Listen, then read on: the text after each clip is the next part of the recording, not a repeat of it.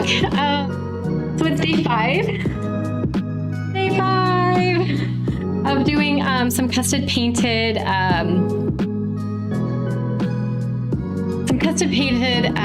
Nikes. So I'm doing the Dunk Lows, and these are pros. So I really like that because I think I really like the tongue for the fact that I'll be wearing them. It has like this really cool like elastic bit on the inside, which I really like. It has like a little bit of like chunk. It's got like a chunkier tongue, and it's got like these cool extra flaps. So yeah, so it is day 5.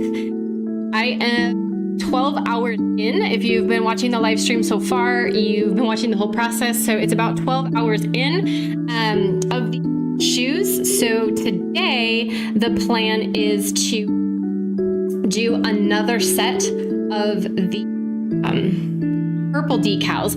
But before I get started, let me just show the inspiration. So the HKS livery is the inspiration for these shoes, for these sneakers, and it's actually a collaboration with my husband that he designed of that. This is that prototype. It was done on a pair of Air Jordan 1's highs. So I am doing now. But yeah, and then this pair vinyl stencils. So this time around I am using vinyl stencils. On this one I made my own stencil. I've shown that process, and using an airbrush to get started and then really hand painting everything in. So the 2 shoes. I did want to take a second. Some other shoes that we've made, like I just wanted to share. So this is actually just one pair of shoes that my husband designed. I don't have pictures, but let me show you the other 2. So the first set that I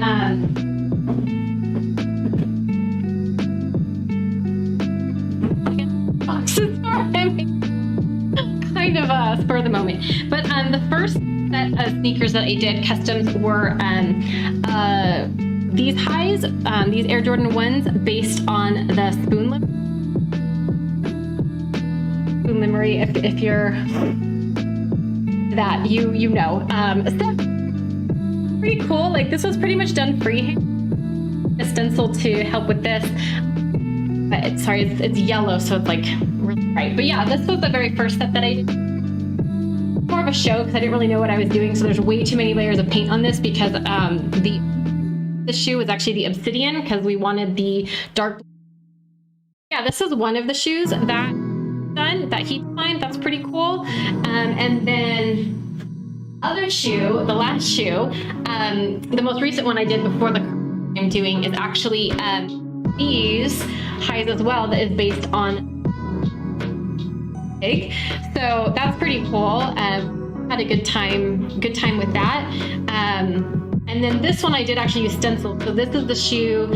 You can kind of see like all the detail on it, but this is really the shoe that I learned about the glory of actually printing vinyl stencils, which is a lot easier. So yeah, I just wanted to share that.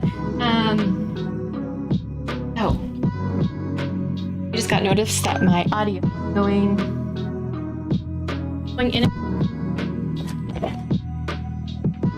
Let me just double check to make sure my audio sounds why it's going in and out so much. It looks like everything's recording. Thanks for that heads up. I appreciate that.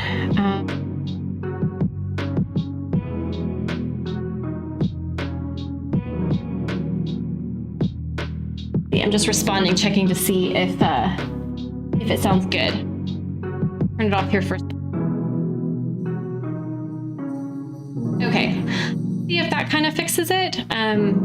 All signals show that be on, but let me know if there's technical difficulties. Strongest suit.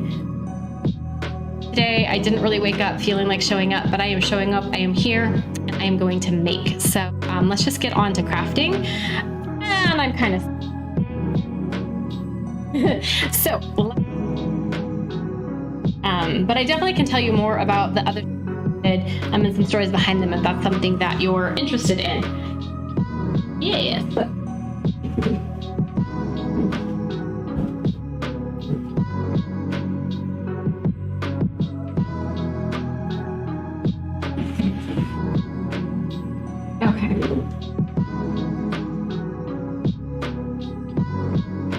Okay, so still going in and out.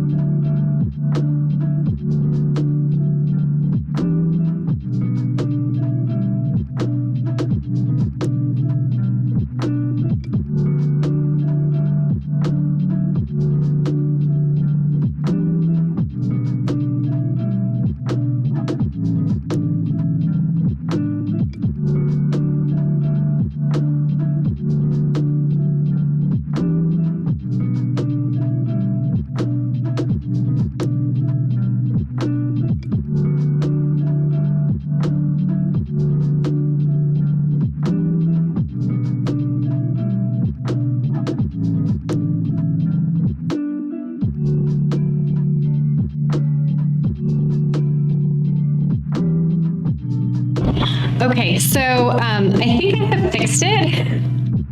I think I fixed it. I think I'm still alive.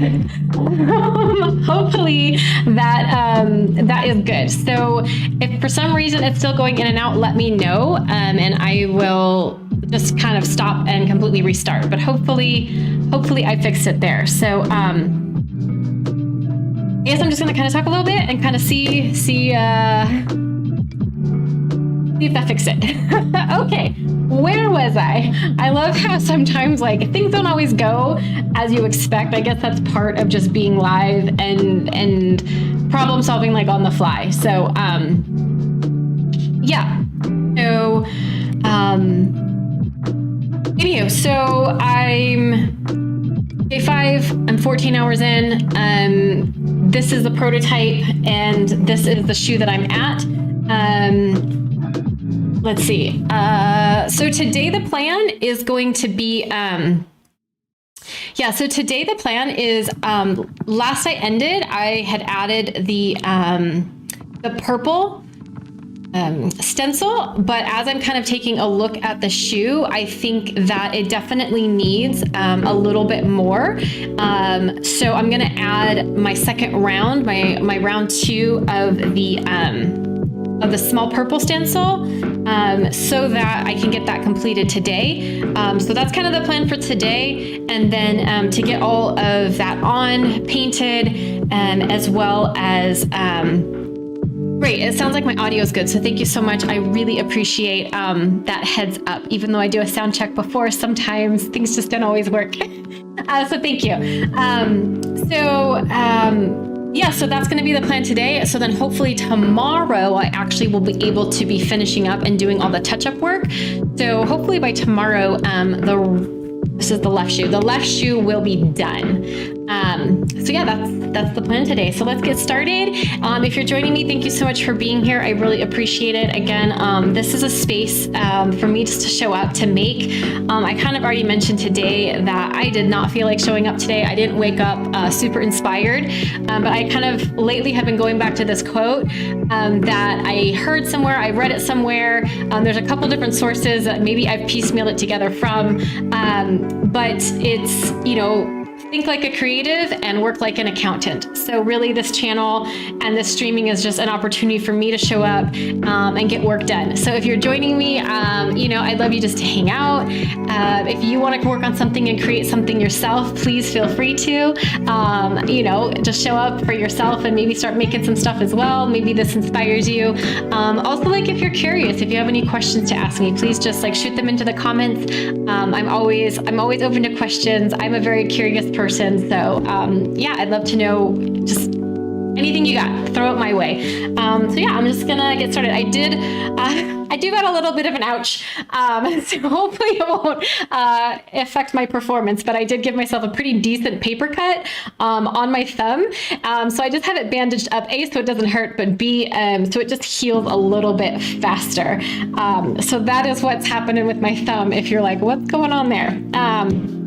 I've learned the hard way, like I have to use like butterflies or like better taping to make it so I heal faster, because I tend to heal really slow. All right, assessment time. It's assessment time on the shoe. Because what I really like about the HKS is there's a lot of this overlapping and it feels like very chunky, but there's still decent negative space happening. So as I look at the shoe, and I also have to like envision the red lines on it. Oh, that's also something else. I have to put the red line stencils on, but I will do all the touch-up work for the, as what did we call it last time? Like the Miami colors, of all the Miami colors, beforehand, before I do the red lines that you can see, that kind of is like the finishing touches. I'm just kind of taking a look, but like this heel space here is definitely, I feel like it needs some more purple. Definitely on the toe box as well. I want there to be more purple on the toe box, specifically maybe here. I'm just gonna kind of add some stuff and see how that feels. I've got my 2 different colored stencils. It looks, I forget which one is which. I did a regular and I did a mirror. I'm trying to remember which color is which, because I do it via color.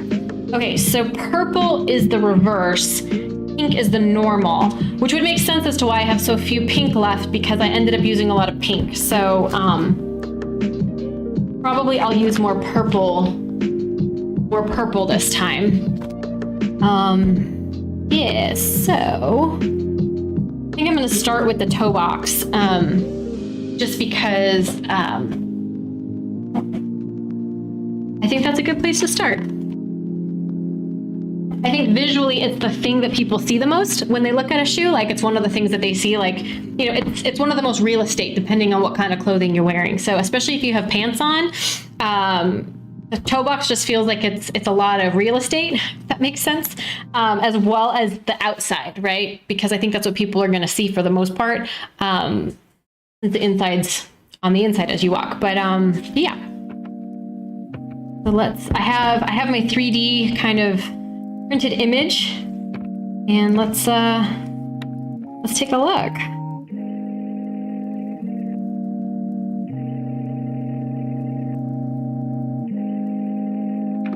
This is I'm gonna have fun today.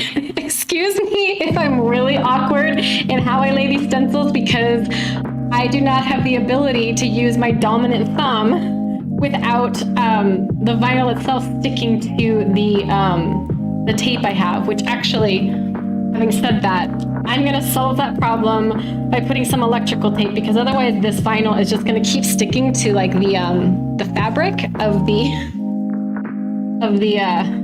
bandage I have on, and that is not the thing I want. Problem solving. At least with the vinyl,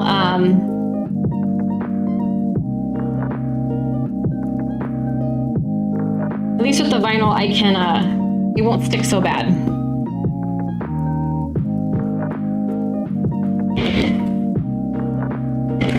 Watch, I just give up and take off my bandage and be like, screw it. I'm just gonna deal with the paper cut because I can't feel anything. I'm like that with cold gloves when I do photography. I love landscape photography, and when we travel, I many a times would, like, you know, you have to be out in the elements. You gotta, sometimes my little fingers freeze, but I can't wear gloves. Like I can't touch my camera buttons with gloves on, so I'm always taking them on and off, and my little hands are always freezing. Not the kindest.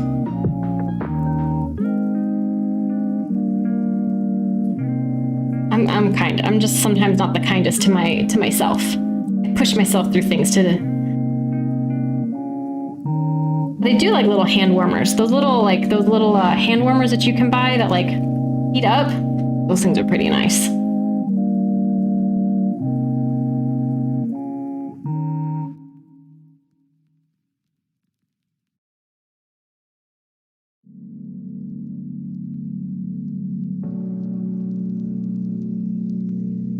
So I like this here because I do want there to be some overlap of the green.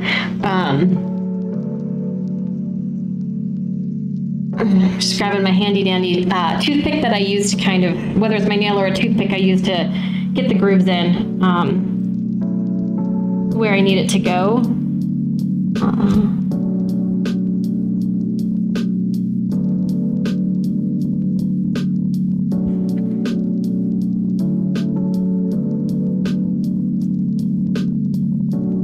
This is like a weird, not a weird, but it's a pretty substantial bend around the toe.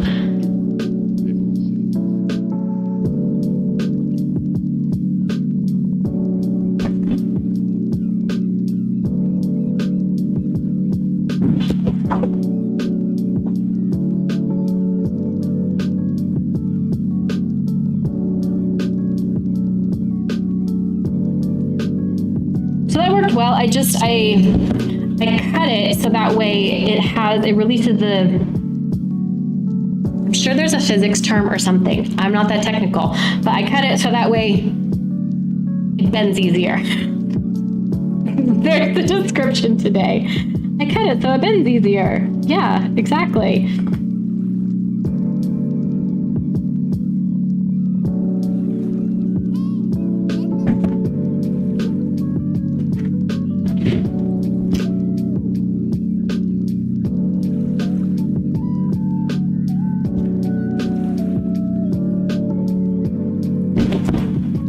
And I think it worked well last time to have the, to use the heat gun to also heat up the stencil before I start painting, because then it helps it adhere a little bit better.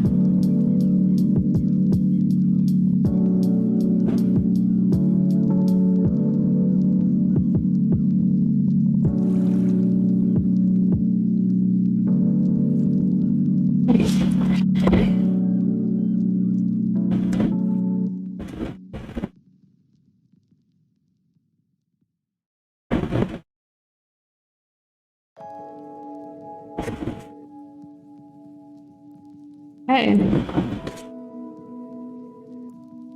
One on the toe box. And then I don't need all of the space around these vinyl stickers. So again, just cut them off. I just didn't have the chance when I was doing all that printing.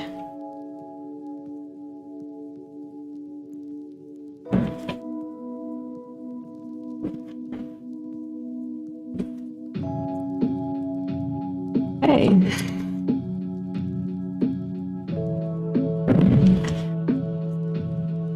So I think the one more on the toe box might be sufficient. I compare it at 1, 2, 3, 4, and like 2 little halves. So I've got 1, 2, 3, 4, 1. So maybe if I had just like a little something here, I think that might be just what I'm looking for to complete out the toe box. So I'm gonna hold on to one knowing that that's what I wanna do, but I don't know where else I want that. So yeah, I mean, again, I think, especially sometimes my brain doesn't wanna work. And so having something to look at definitely helps, because I like how I overlaid it on the first one that I did. I really do like that.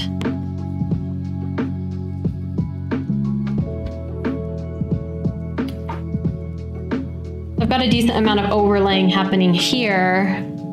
I really want to keep this, I remember thinking I really want to keep this line, and I'll probably interrupt it with one of the reds. But this is feeling a little too patterny, so maybe doing just like a little bit here might be good.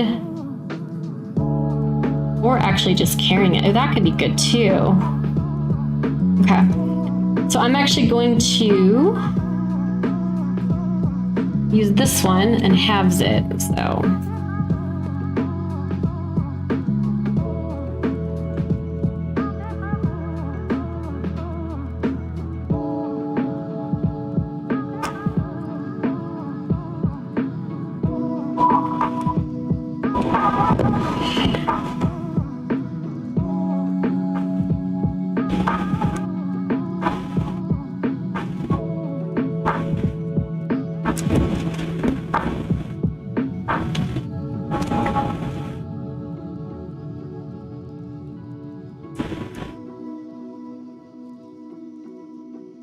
that is not what I wanted to do. That's not going to look good. It's too much of the same. Like I'm dealing with too much of the exact same pattern on that one. So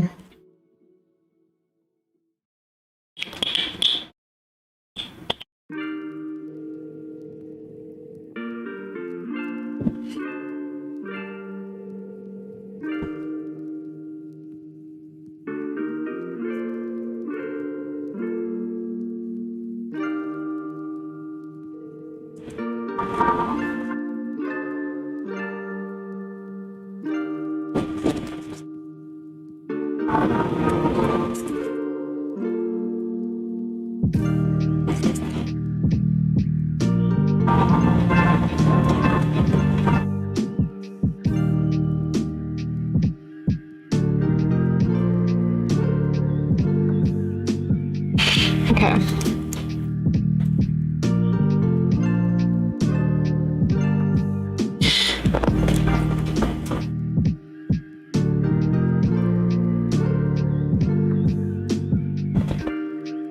So I'm going to let it cover over the flap.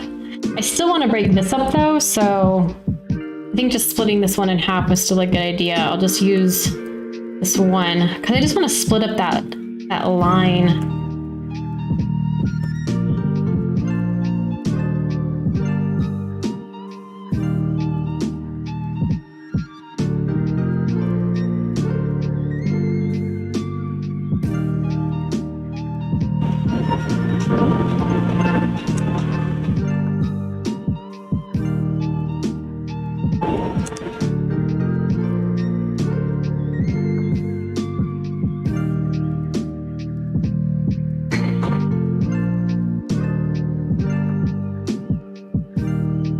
I didn't like how far that was connecting, so I'm just gonna move it down.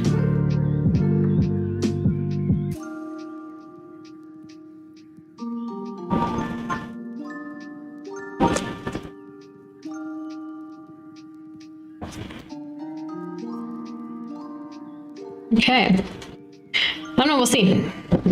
I shall see.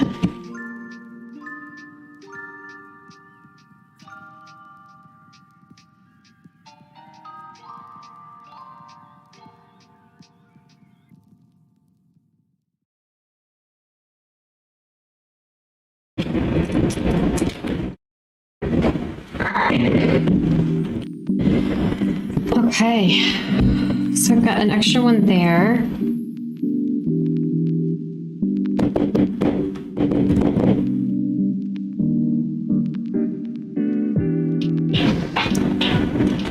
I do feel like probably some of the red stripes is going to help in this section.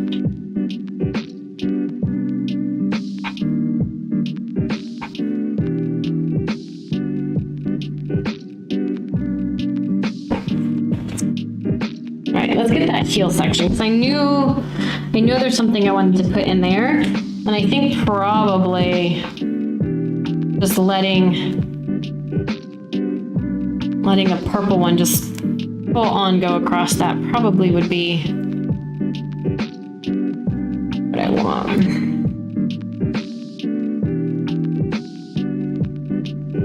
Okay, it's all right. I gotta bring it into my lap, if you can see that. Hey! Sometimes you just need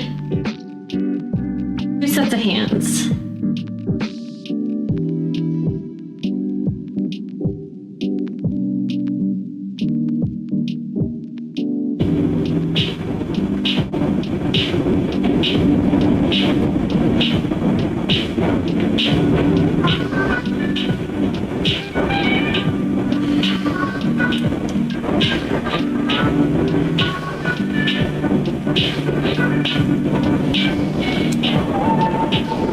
So there's a lot of leather here that I'm having to bend, so it's definitely going to require me snipping the end there. You can see that, so I can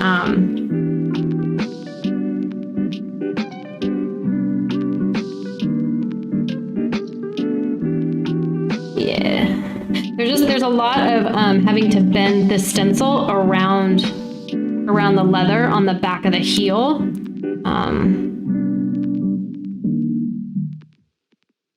So being able to clip it at the bottom is really helpful.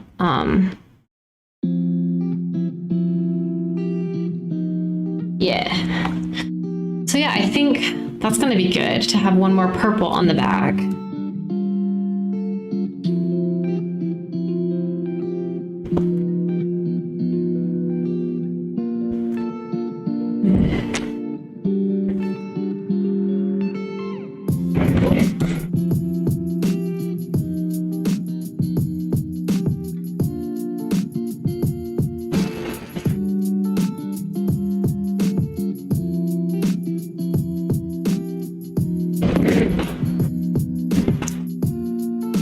I know the stenciling is I'm always a little quieter during the stenciling because my brain has to work a little harder.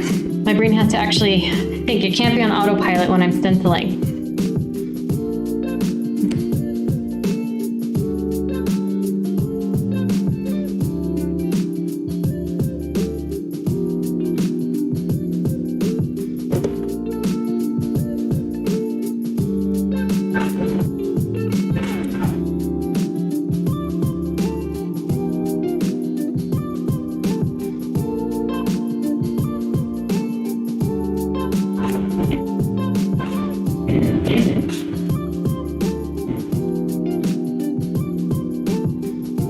So far, having a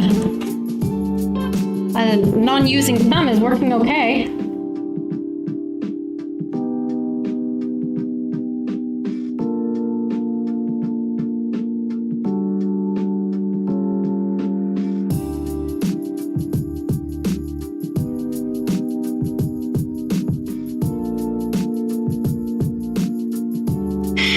See, I like how this goes over, so I'm wondering, do I want it more so here.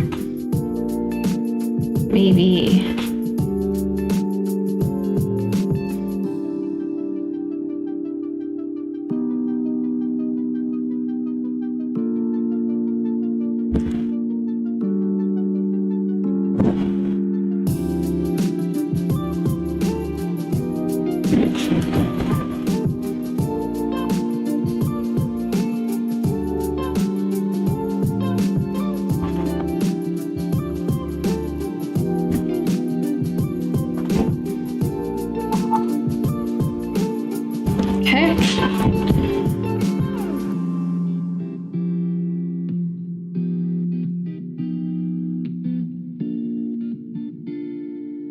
I actually think maybe having this just straight up through the center here is going to be, might be it. Okay, there's a lot of folding going on, so I don't need quite such a big border on this, because then I have a lesser border. There's less I have to fold in terms of leather. I talked about this on the last stream of just like knowing kind of your design and like the limitations maybe of, or the difficulties you're going to run into, right? So like this shoe, I think I'm realizing it's definitely going faster since using the stencilers rather than doing everything by hand. But there is definitely, there's just a level of meticulousness to this particular design because, and like hand touch-up work, because there's so many creases to move this stenciler on. And then also because this particular design, there's so many sharp edges, there's so many different angles going on the actual HKS, like, you know, design itself, like on that livery design, like those, I don't know, not like a logo, but I don't know, the word is spacing me. But I think like me just realizing like, okay, this particular shoe takes time. Like it's not a quick design and not gonna rush it. And it's just kind of knowing that goes into it, you know, like the labor intensity of this particular design is greater than other designs. And I think that's interesting, like knowing about different projects, because I don't know, sometimes I feel like as a creative, like I want to compare projects to each other, but like they're very different, you know, different material, regardless of what I'm making, right? Like based on material, based on design, based on what you're trying to achieve, it can take longer, and maybe you run into things you're not as familiar with or you struggle with, and that's okay. Like I have to tell myself that all the time of like, oh, I'm struggling with this, but this it's not apples to apples always, you know? You're sometimes dealing with something different. And I guess that's what I'm getting at with this particular shoe is like, it feels like, why does it take so long? I mean, when I showed you like the pink pigs, right? Like, you know, you would think a shoe like this that has like super detailed work would take a lot longer, but this went a lot quicker because all of the stencils are on very flat areas. So it's easy to lay them down. It was easy to paint over them, not have like, you know, not have the paint go underneath the stencil because it's a flat, it's not having to go over all these curves. So this one actually took way less time because of that. Even though as a design, it looks really complicated, it went surprisingly fast. I mean, the most complicated part was like lining up the 23 and the stencil there. So, you know, it matches. And it doesn't look like one of those really bad, like silkscreen jobs. But yeah, I think like, it's just a matter, I guess what I'm getting at is like myself, like I have to constantly remind myself around like expectation, right? Like, I don't know if it's reality versus expectation, but the expectation I have of myself of like how fast I'm going to achieve something or how easy it's going to go compared to the reality of just like working on that thing. And I think that happens a lot. And I tend to be really hard on myself when I don't have to be. You know, so if you ever feel that way, it's normal. Well, it's normal because I feel it, which means if there's 2 of us, there's probably 3 of us. And if there's 3, there's probably 4, and so on and so forth. So,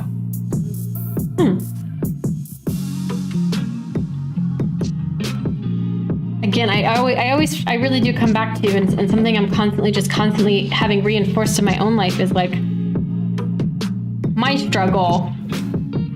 It feels like I'm sometimes alone in the things that I think and the things that I struggle, but often I'm not, often, I don't know, they call it the shared human experience for a reason. Like oftentimes what I'm dealing with, there is somebody else out there that's feeling the same way, but we just might not know it because we don't talk about it.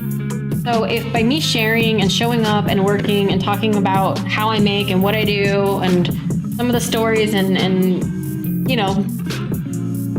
that are just like my reality, maybe if that helps one person, then I feel happy. I feel like I'm doing enough. Like I feel like it's for one person on to start a project, to be a little bit kinder to themselves, to find some inspiration for something they've been wanting to do. Like I'm super happy. Like that's all that really matters to me. It's enough, right? So I don't know that I have to go crazy with this because I already have so much on there. I just want like those key placements.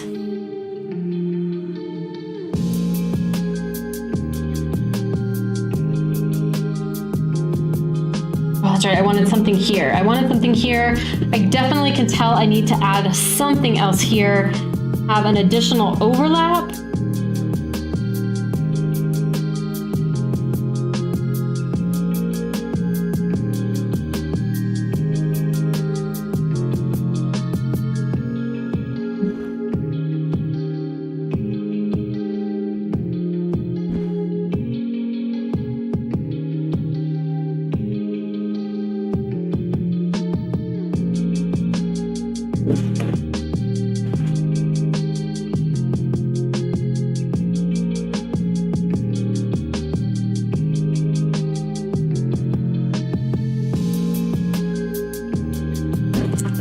Maybe that's it. Let's see.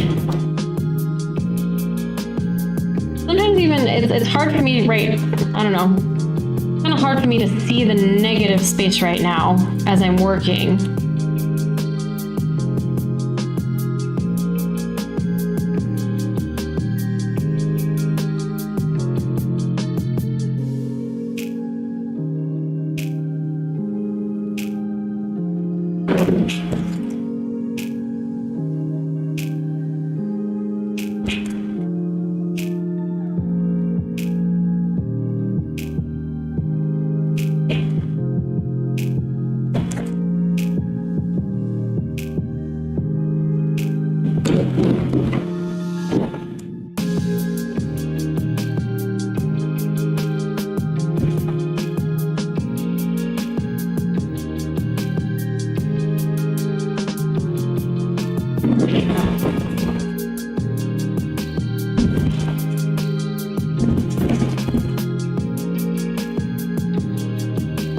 And I've got this tail that I can maybe use for something.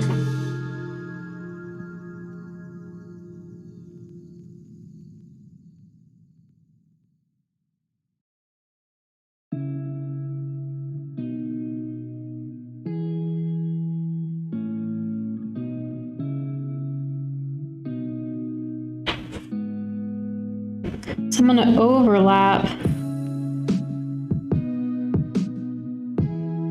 this.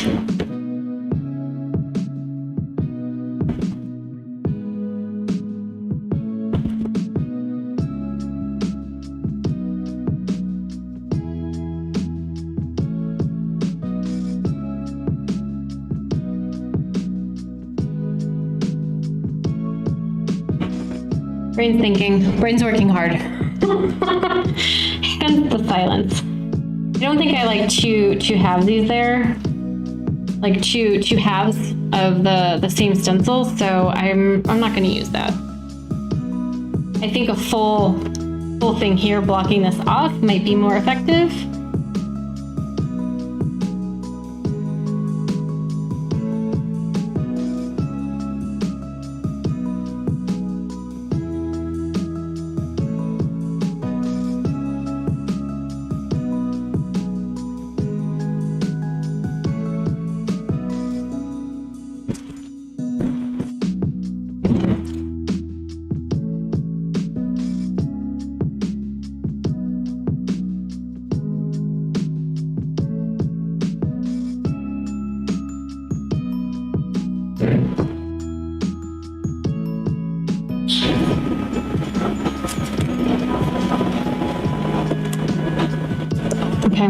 I'm liking budding two of these purples, one on top of the other. So that's what I'm gonna do.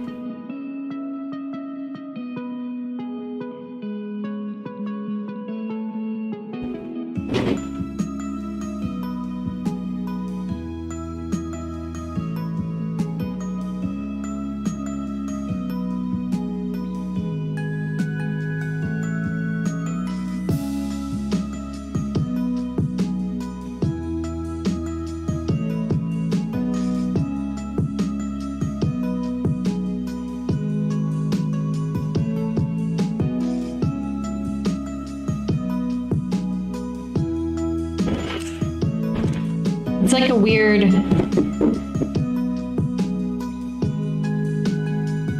there's an interesting, like this is like a hard curve of the shoe right here, so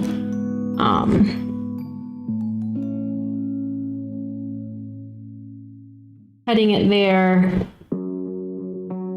definitely helped. Okay.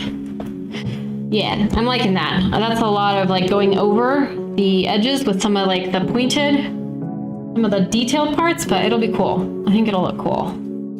Okay, so I still need something right there.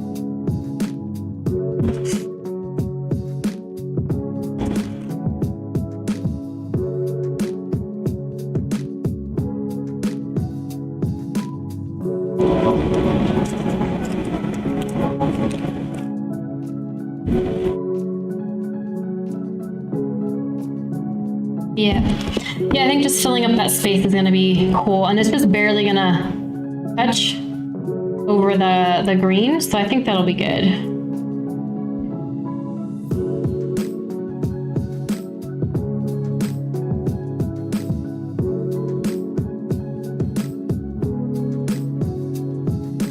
Yeah.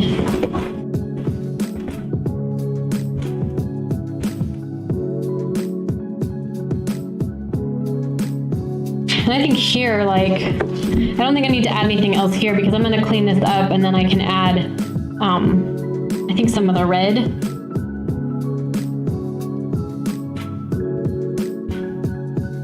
I really like the way this is looking, but there's just something that feels kind of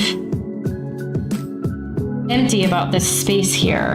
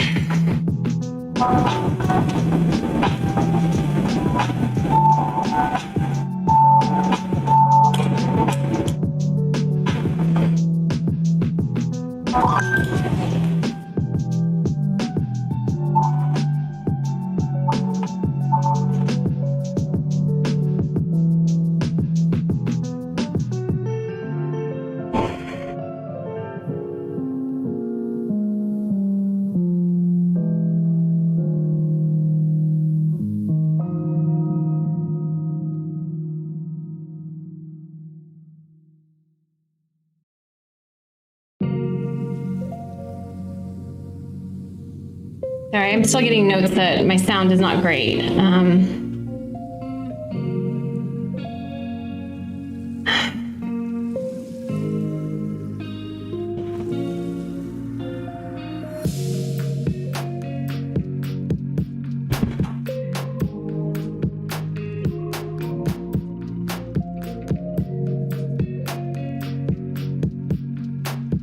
Well, let's see if that fixes it.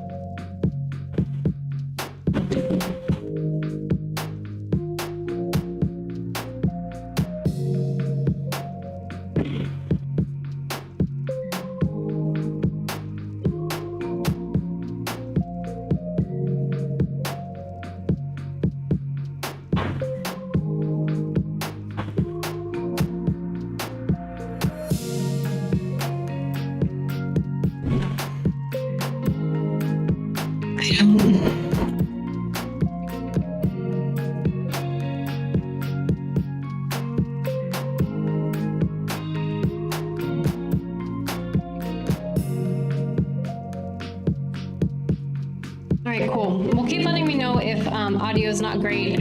I feel like stuff's getting picked up in the background. So, I mean, if it keeps up, I can just stop the stream and start over again. But if it's bearable, then let me know. I'll try to solve it for next time. But rather than like stopping the stream and spending the rest of the afternoon problem solving, I'd like to just kind of keep working on the shoes, even if that means I don't talk. And then I can just kind of happily paint away to music. So if that's the case, then I can do that as well. But yeah. So I'm definitely feeling like I added this guy here, which is going to add a little bit more. And maybe because this is heavy, it's okay that this is lighter. So that's kind of what I'm thinking right now. So I really like what's happening in the negative space right here. And I want to maintain that. But I feel like that feels off with the rest of the shoe. So I'm kind of making this creative. If this is like very visually heavy, like this section right here, then that to me, it balances out like this not so heavy section. So I'm just gonna play with that and kind of build this section up more. So I think I'm gonna add one more purple across here. And then, yeah, and then once I add like the red on top of it, I think this will be very visually heavy, but that'll offset like the lots of negative space happening here in this section of the shoe. And I think you can see that repeated in some of these other sections of the shoe. So I'm just gonna play with that and see how that goes. So I think other than maybe one other piece right here, I'm probably done with blocking out the stencils. And then I think just a problem solve the sound today. I might just start turning off my mic if I'm not talking, so that way it's not picking up background stuff, and that way I can problem solve later. Because I know if you're joining and you just are listening to the audio in the background, having jacked audio kind of is never a good thing. So.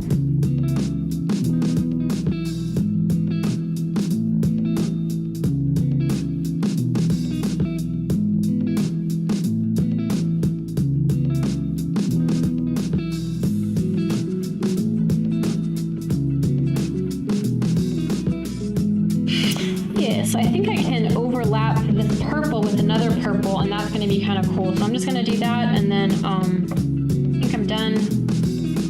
I'm done with stenciling, and then it's with putting on the stencils, and then it's just going to be a matter of painting and doing that touch-up work. Well, and then adding the red. That's always like the final touch. For some reason, I remember that going really fast the last time. Maybe because it's like the very end. You're like, ooh, I'm almost done with this shoe. I think having some of this purple cross over onto and like break up the heavy blocking on the green is what I'm really looking for. This isn't really gonna matter. So I'm really just looking for this line because this is already purple, so it doesn't really matter that it's not going to lay perfectly flat or anything like that.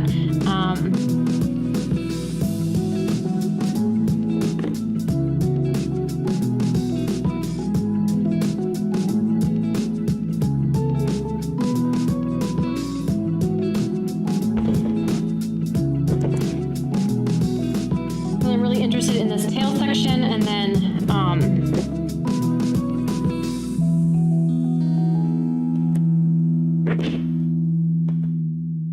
in this, like, I don't really need to keep painting over this purple. I just need to get it where it's green. So,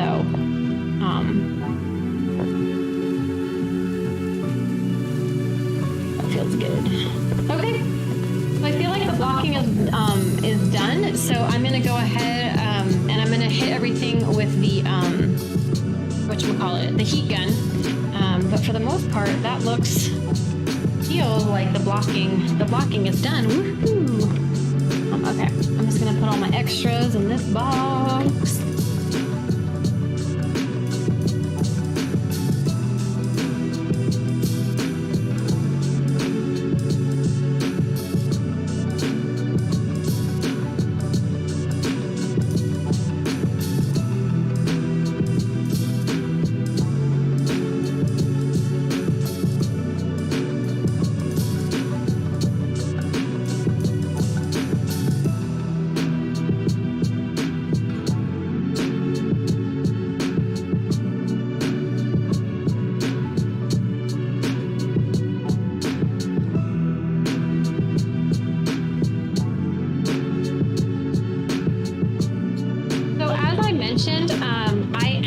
I'm hitting the vinyl stencils with the heat gun because it allows it to kind of mold around all the really difficult like edges and ridges.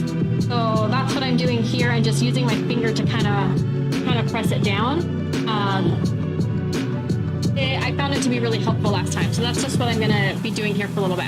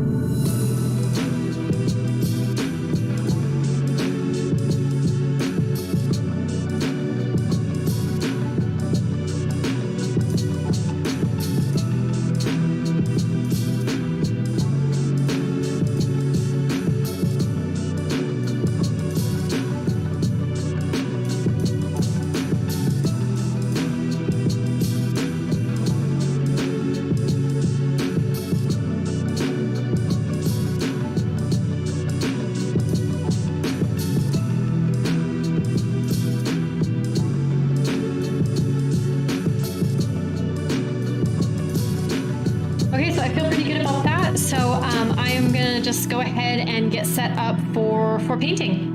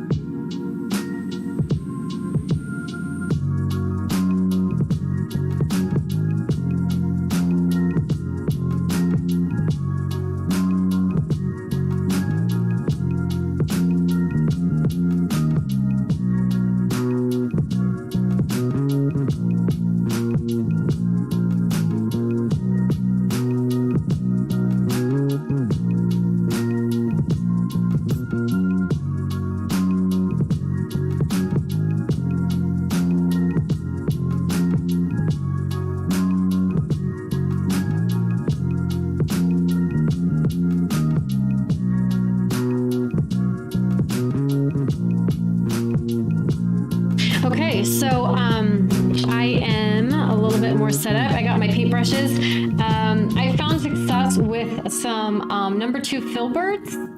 So they both are saying they're number 2, but they're different brands. So, but they're both filberts. I like the filbert because I feel like it gives me a nice flat space, but I still have like an edge to be able to get into those corners. And it just feels like it works really well for me. So that's what I've been using for all the stencil work. And then I pre-mixed some colors. So straight out of the jar, I'm using the Angelus paints. And for the purple, I am using the violet, but it's a little bit too purple, too deep. So on camera, it doesn't look like a huge difference, but this one has white mixed into it. So it definitely brightens it just a little bit, which is what I'm going for. And then this is more white with the purple just as a base, because it does help to cover over like all black with a little bit more white. So that way the coverage is a little bit more even with not so many coats. So, so yeah, there we go.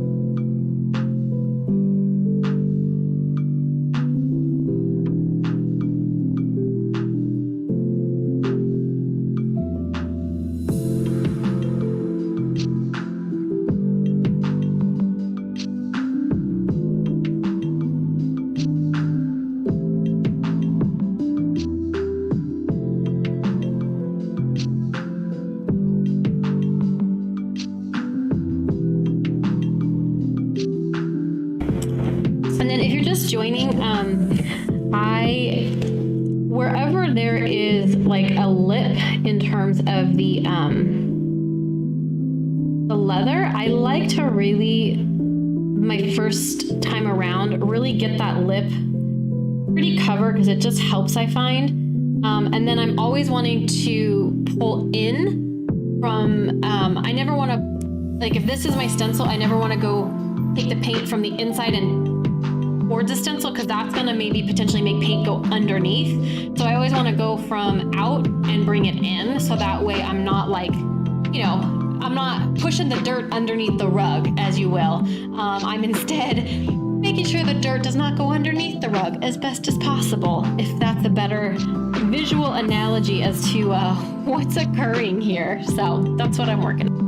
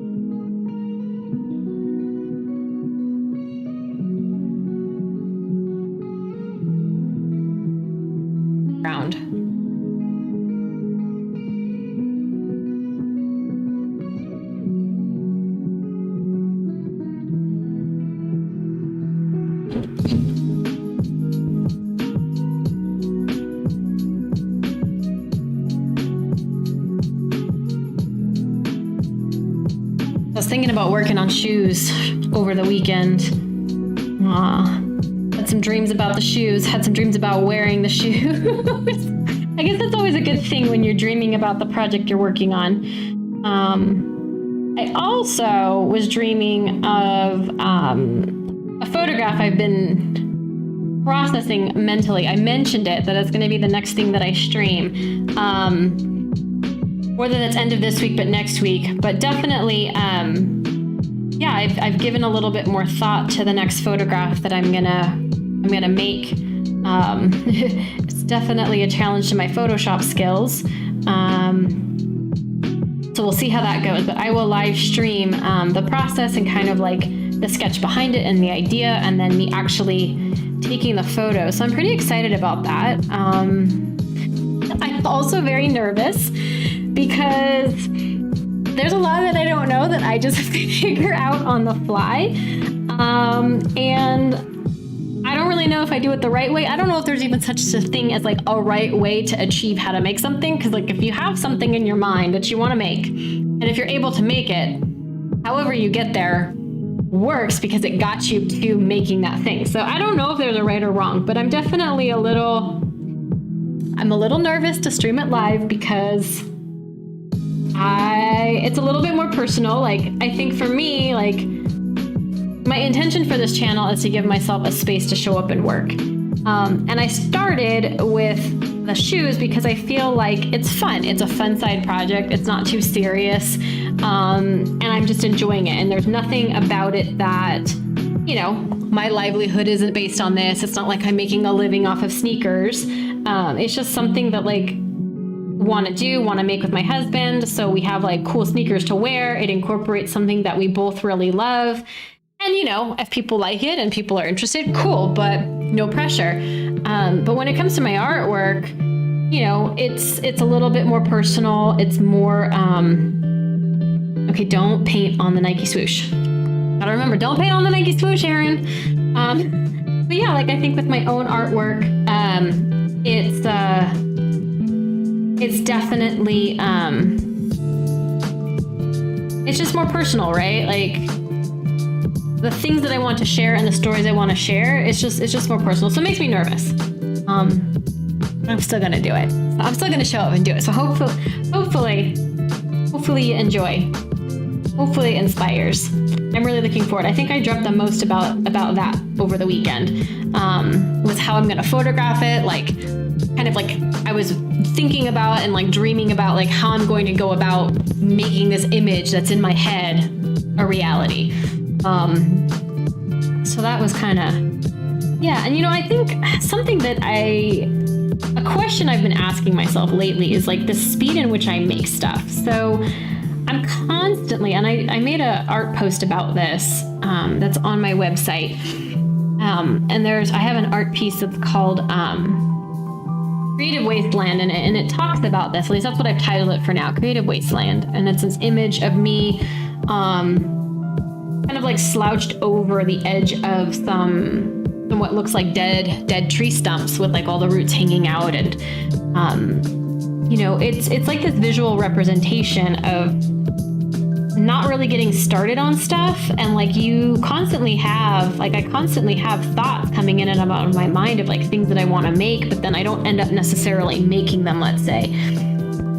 And I think it goes to like, I feel like, if I can't put things out into the world fast enough, like it's not good enough. Especially like today, it's like, every day you have to have a new post every day, which I gave up on that a long time ago. I just don't feel it. Like I don't always feel it, and I don't always know that I can produce fast enough. Like I like to put a lot of time and thought, and I don't always know where I'm going with stuff. I feel like I'm rambling right now, but that also is part of the creative process.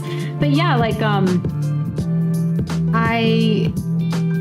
I think this idea that like calling artwork or something that you make content and having to create it into content, and yes, at the same time, like that's something I'm doing here, but I don't consider this like, I'm doing this like so that people will follow and sell a bunch of stuff. It's like I just want to show up and have like a human experience and like maybe inspire somebody else to do the same, and talk about like the things that influence me, and like maybe that I've grown from, maybe that I've learned from, whatever it might be. I don't know. I think more I'm just trying to get at like my own mental struggle of like allowing myself to say no to the hustle of having to constantly put work out there. That sometimes saying no to ourselves is just as important as saying no to other people. And that's something I've been practicing lately, is saying no when I instead could say yes. And I think that's something that, it's just something I've been thinking about, and directly how it relates to how often I work, what I put out into the world, when I decide to share that story, how complete it is, how solidified that idea is in my mind before I want to share it. And so I think that's what's making me nervous about potentially streaming me photographing, because many times, like, I will go in with an intention, but as I get working, something doesn't work out, or I end up then using that photo for something else. And I don't always know exactly, like, I maybe just have like this vague concept in my mind as I go out to create it. And it's messy, right? And I don't know if people want to see that mess. I don't know if I want to share that mess. But the amount of time and energy it takes to take an idea from idea and conception into it actually existing can be a lot. And I have to be patient with myself sometimes for how long that takes, For example, these shoes. After today, that's going to be 15 hours, and I'm not even done with one. So what, we're talking 30, 35 hours potentially for a set of shoes? Like, that's a lot of time. That's a lot of hours. A part-time job. It's almost a full week's worth of work.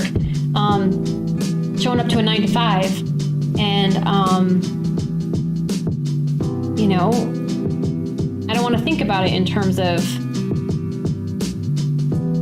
what if this was just one video? Like, I don't know. I think it's just kind of cool to show up and work.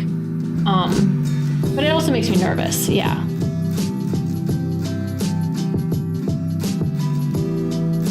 I did good. I didn't paint the swoosh there. I remembered not to.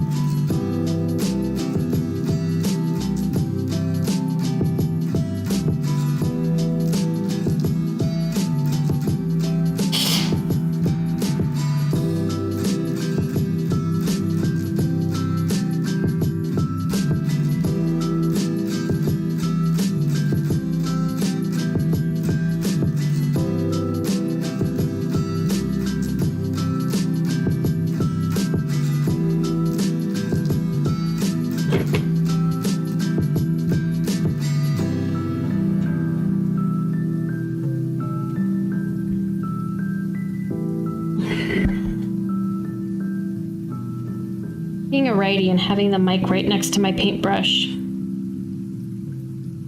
I hit it a lot. Sorry, microphone. I keep bumping you.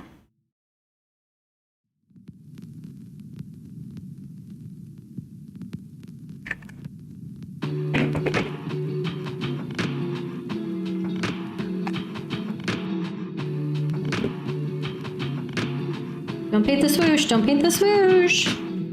I always have to remind myself out loud, don't paint the swoosh. Otherwise, I will paint the swoosh.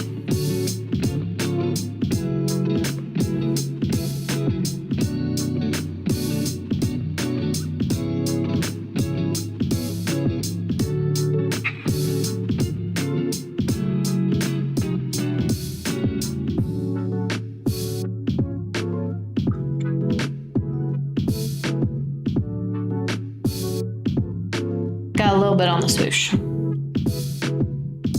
Get it off.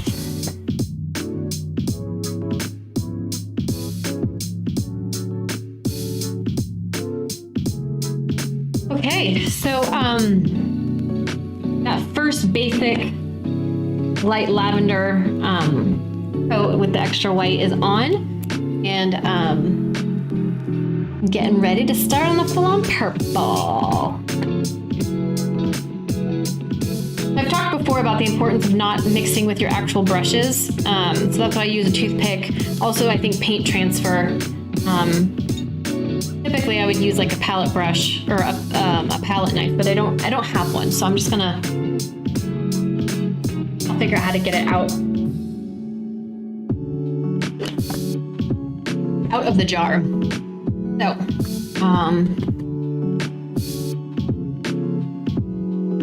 I want to make sure it's nice and mixed.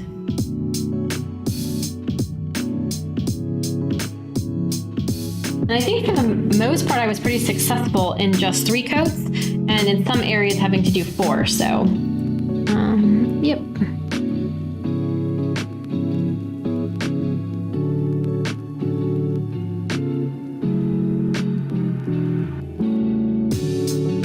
And I want to make sure that I have enough paint and I'm conserving, because this is the same paint that I'm going to use for the right shoe, because I want to make sure that the purples match. So I'm just kind of being extra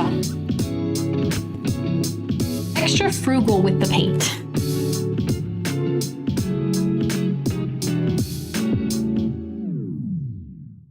Okay.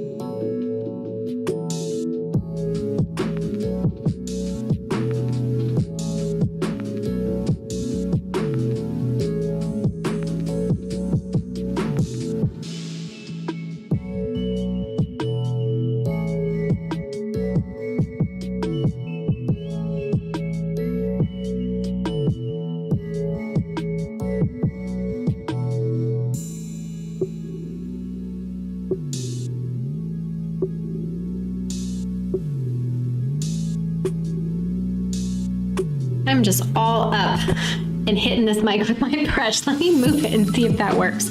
Yeah, that's a little bit better.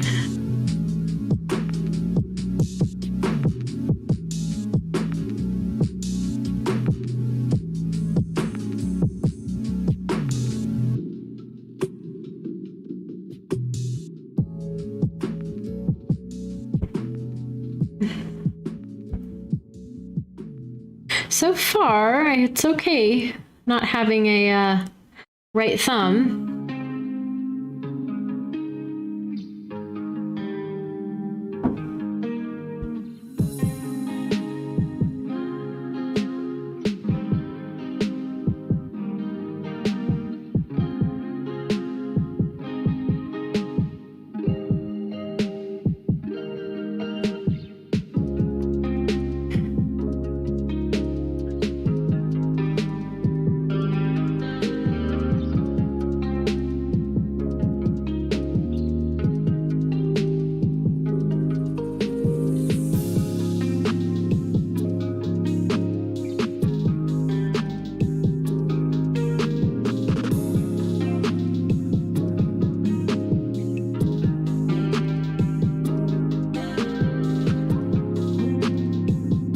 This section here, right now I kind of have the flap taped down, with the stencil, but I have a feeling like I will, when I do the touch-up work, I'm definitely going to probably end up having to freehand, and not having to, but like I'm going to go in underneath and freehand the paint down to kind of connect the design. Not that anybody's going to see it, because when I have it laced up, it's like going to be closing it, similar to it being taped. But I feel like it's those little details, like if you ever took off the laces or wanted to wear without laces or whatever else it may be, or maybe you want the flap to be hanging out and you want the laces to be connected underneath. I think that those like little details can make like a huge difference. So I'll definitely be doing, I've given that some thought, and I'll be doing that when I end up doing some of the freehand touch-up work at the end.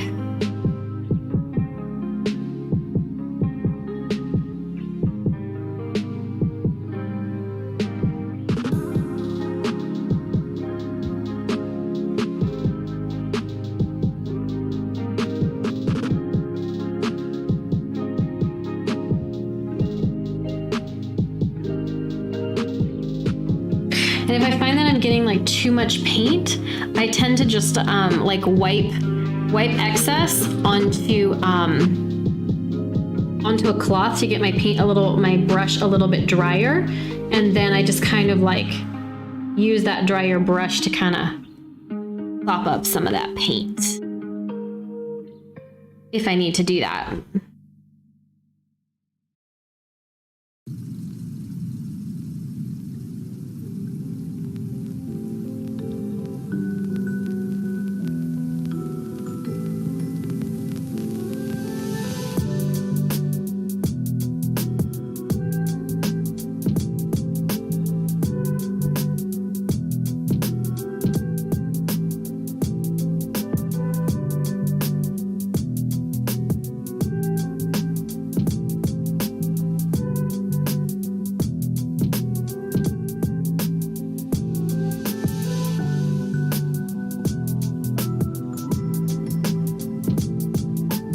This back part is always a little fun because there's just so much leather and stitching going on back here. There's like so many layers of leather and stitching on the heel.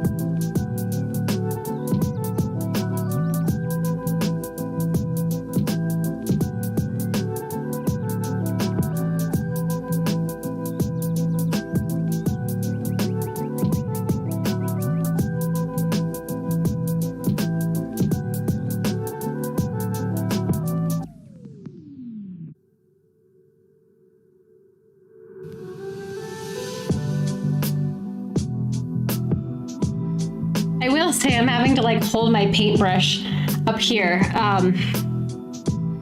versus like, because I don't have the feeling in the front of my thumb that I normally would use to control the paintbrush. It's kind of like when using chopsticks, you end up using like this back part of your hand a lot more rather than just the front. Like it's a different way to, I don't know.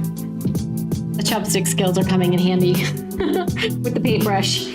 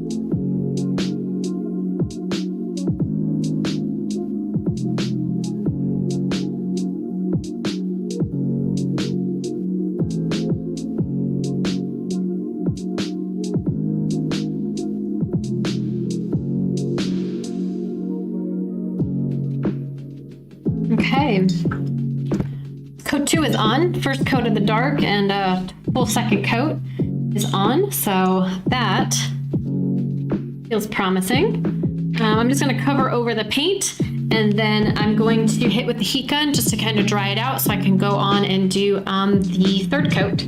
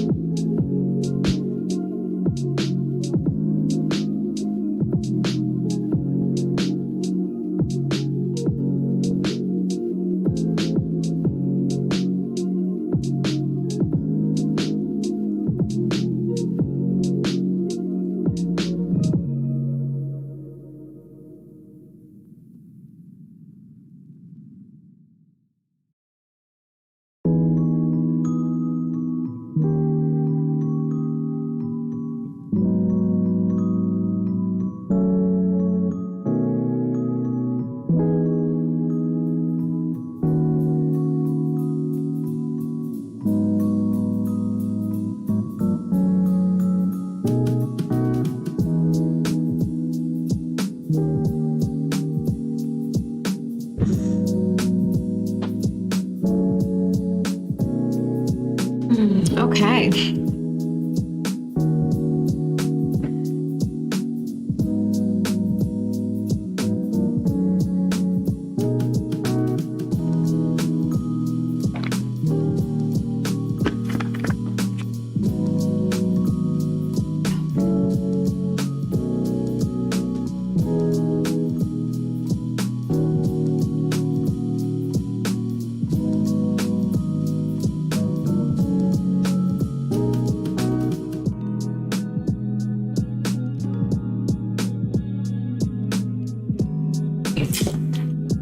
I think I keep starting on the inside. I kind of end here and I start here, so I will keep that same rhythm going.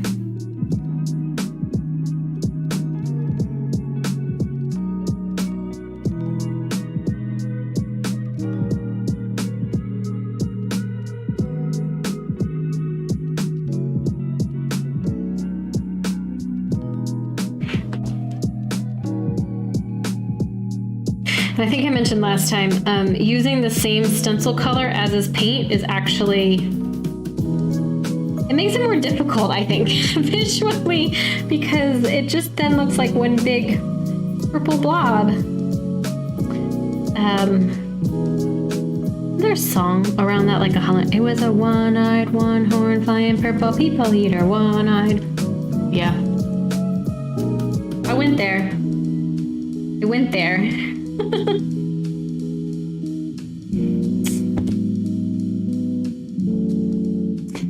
Yeah, it's just hard to differentiate when it's the same color. Like, it's a lot easier for me to see the outline of the stencil once I get paint on there, even with the pink, than it is with the purple.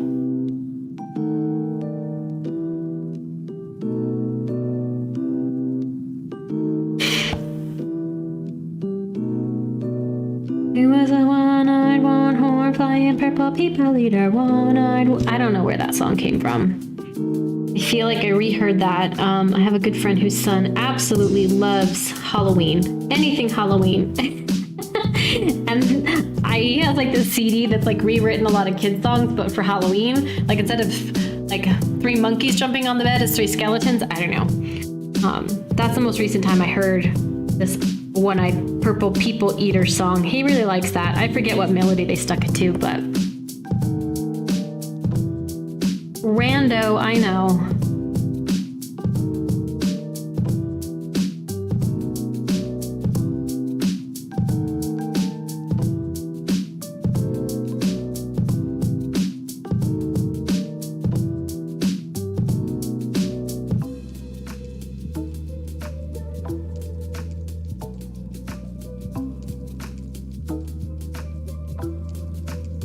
just going back in with the dry brush because I feel like I got I'm getting a little overconfident in my painting because it's going so well, the stencils are working so well, and I'm having so much fun. I'm getting a little overconfident, which means I might be causing myself more cleanup by putting too much paint on there and going too fast.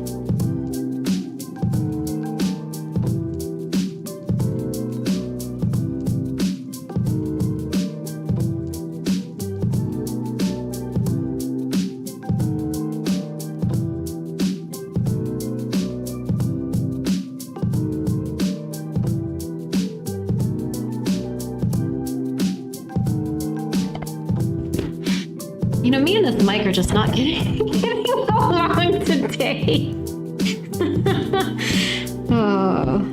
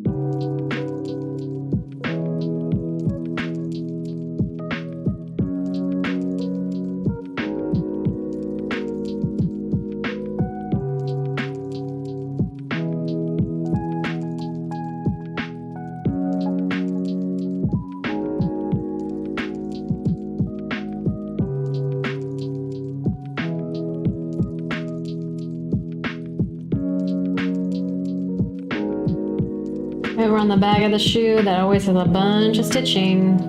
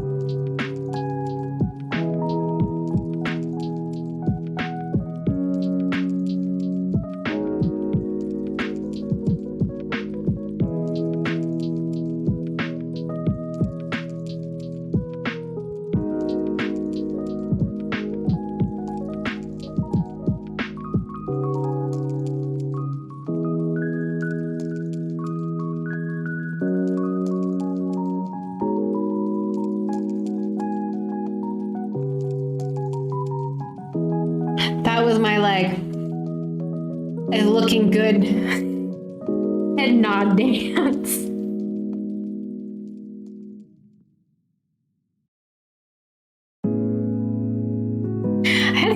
I had a story I wanted to tell today, but then I remember as I was thinking about the story, I was like, oh, I'm gonna grab some photos so I can show some photos. And then I didn't do that before I started to go live. Now I don't have the photos.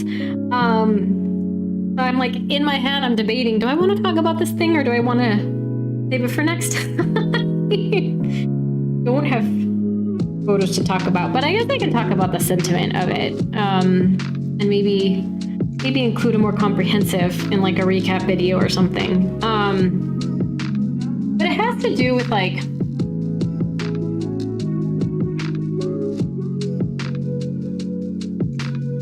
fear and I guess trying something new.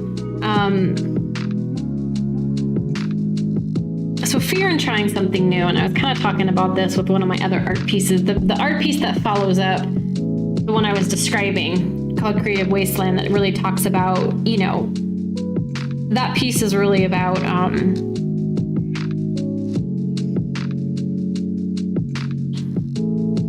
it's really just about, the ideas that come in and out of my mind and how often they are and how much I have creative ideas and I jot them down, but when I don't act on them, I don't actually make them, I just let them sit and stew upstairs, it's really crippling, and I end up getting frustrated. I end up playing the comparison game. I end up just, not wanting to show any kind of weakness, and so I only want to put out like the best of the best. But then at the same time, like, it stops me from really even making. And that's what that piece is really about. And I guess the one that I made that follows that up, I called it Creative Desire. It kind of really talks about what happens when, like, we all have fear. Like, I have fear. I have a lot of fear, especially when it comes to unknown things. But when I'm able to like push through that, right? Because the fear it's not like a life or death thing, then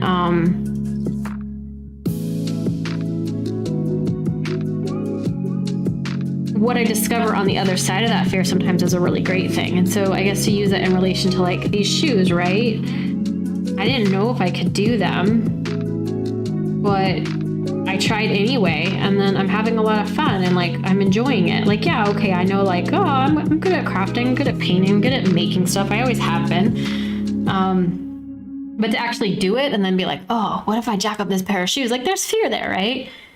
But I guess it goes even deeper, like into just, let's say, car culture, right? And I know I shared the story of my own car journey of like, getting my WRX, like my dream car when I was 30, and like teaching myself how to drive manual and stuff like that. And like for somebody who always enjoyed driving, right? And I guess this is kind of where the fear factor comes in. Like, I've always really enjoyed driving. I'm just gonna let this drive for a little bit as I talk. So like, I've always really enjoyed driving. Like, I was one of those kids who like, I booked my driver's license driving test like for the day that I turned of legal age to start driving. So for me in the US, I was 16. So like on my 16th birthday, I got my driver's license because to me it was freedom. To me it was something I really enjoyed doing. And even though I've always loved cars, I didn't know a lot about cars. I didn't know a lot about racing, like my memories, like my dad taught me how to like drive up in the mountains because we would go camping a lot as a family. And so, he knew it was important for me to know how to drive like a windy mountain road. So like when to brake, like you brake before the turn, then you let off, you coast through, and then you step on the gas like as you're coming out, like, those type of things of like how to actually take a turn. But it wasn't until I got older and I got my sports car and, I started to learn how to drive a manual. I talked about that. And like, yeah, that was really scary. But at the same time, like, it was really fun to like all of a sudden have this whole new world of like things I could now do with a car because I knew how to drive manual.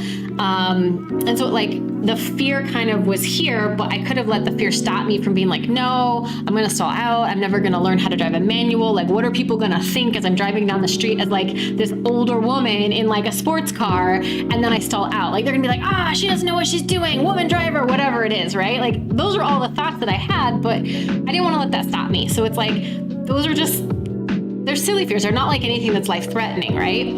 And I share this because like, it wasn't then until I got the sports car and then I went to my first track day that I learned even more, right? So I feel like as you push through one fear or something like, I want to do this, but I don't know how to do it. And like, there's always going to be a little bit of fear when you don't know how to do something or you're doing it for the first time. And so for me, it's like, it was this progression of like, okay, I love driving. Well, then I add like another one of like, now I know how to drive manual because it's something I wanted to do. Well, now I'm going out to the track for the first time. And like my first time on the track, no matter how many like simulators you play, it's not the same. And so like, it wasn't until I went out on the track for the first time that like my husband really taught me, and like some of his friends that also like love to race really started talking to me about like the driving line and like all then the nuances of like, okay, I know like when to not brake or brake, like let's say on a mountain road, but then it's like I didn't understand why I was braking here and not here. I didn't understand why I was accelerating, at the end of a turn. Like my dad never explained like, oh, well, you want to make sure your wheels are straight when you accelerate because you don't want like to fishtail out or something like that. Like I didn't know,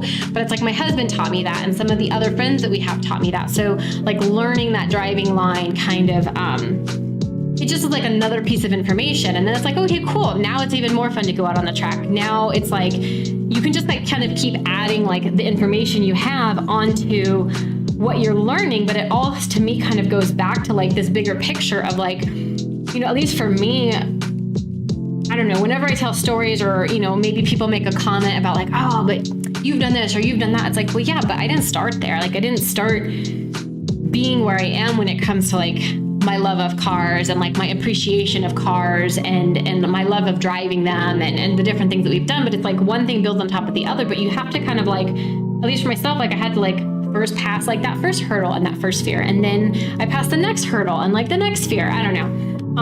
It just was something I was thinking about, you know, regarding fear and like how it all kind of fits in like learning a new skill. Like learning a new skill is really scary, right? Like it is very scary to like say, oh, I want to make this thing, but I don't know how to do it.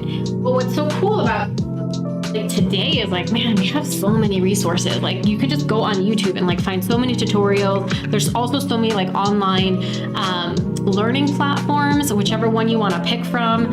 I know when I first got started in like photography and stuff like that, I used Creative Live, which is still around and I love it. You know, and yeah, I just think there's so many ways to learn the skills, but sometimes it just takes that little bit of like, okay, I'm going to do this. And I'm just going to see where it goes. I'm just going to let go of any judgment I have of myself, what other people might think about me. I'm just going to make that happen for myself and then adjust from there. You know, it's like do it and then tweak it and then do it and then tweak it or do it and like learn a little bit more. So I don't know, something I was thinking about. This last layer of purple is looking pretty good. I'm really liking it.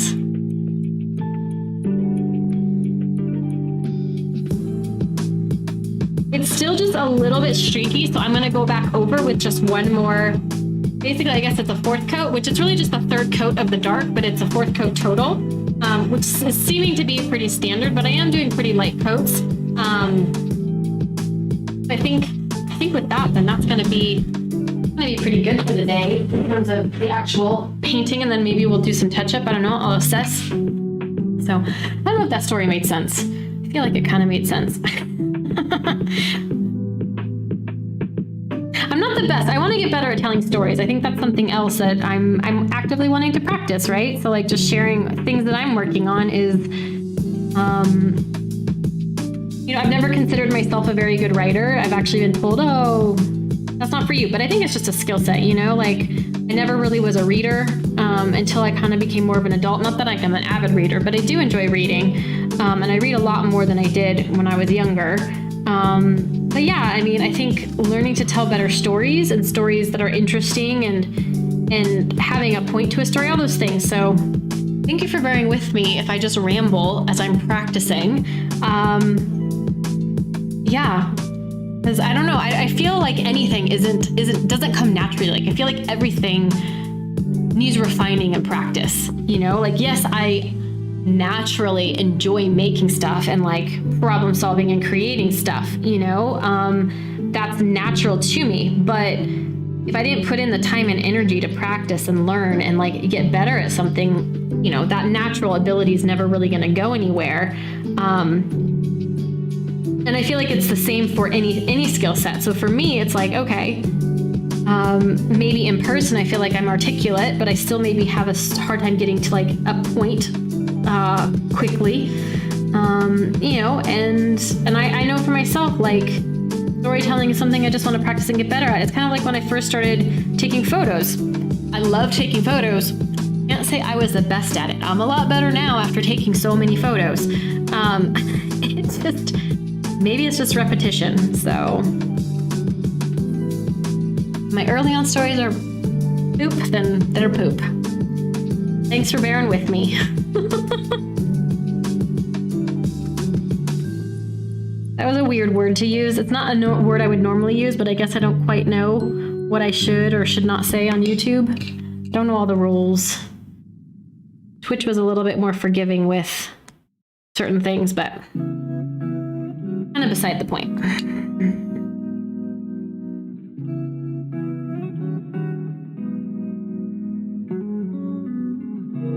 So this is just the fourth coat. Basically like trying to make everything just a little bit more even. In terms of the brush strokes and stuff like that. So I don't see any streakiness when I take off the stencil.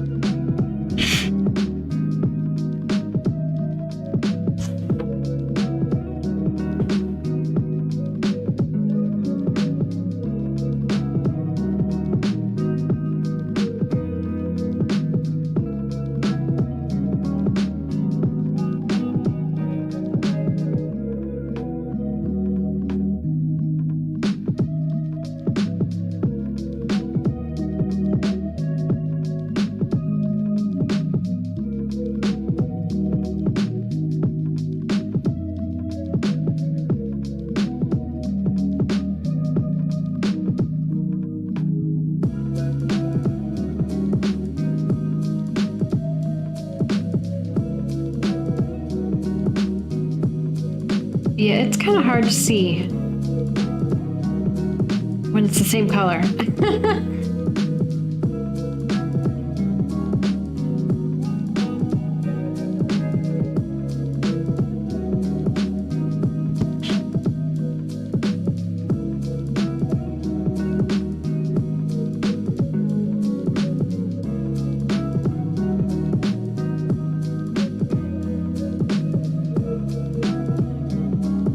I'm jamming on this today. Going so much faster. I think there's a lot less stencils, first of all. That's probably what it is. A lot less stencils. A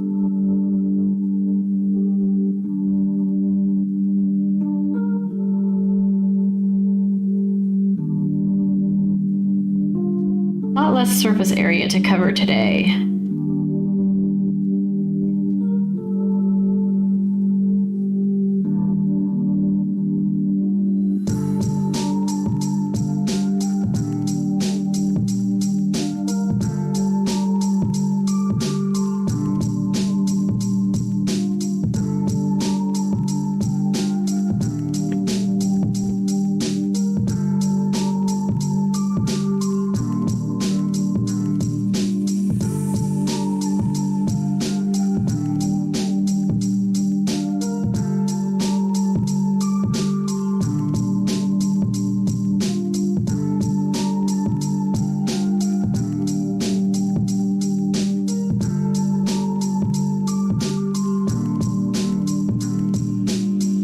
Don't paint the swoosh.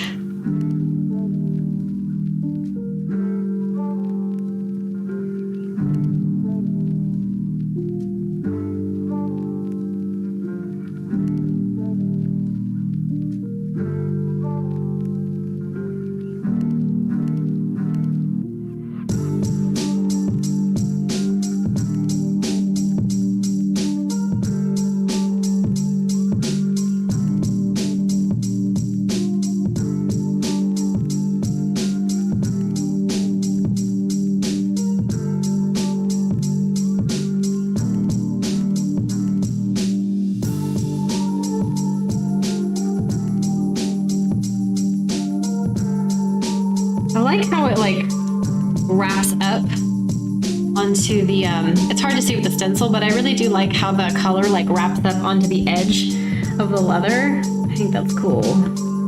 I like that detail.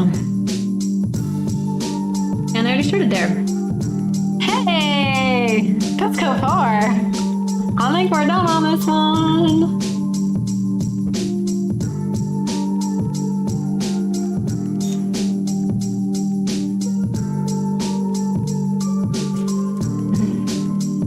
I'm gonna hit that with the heat gun.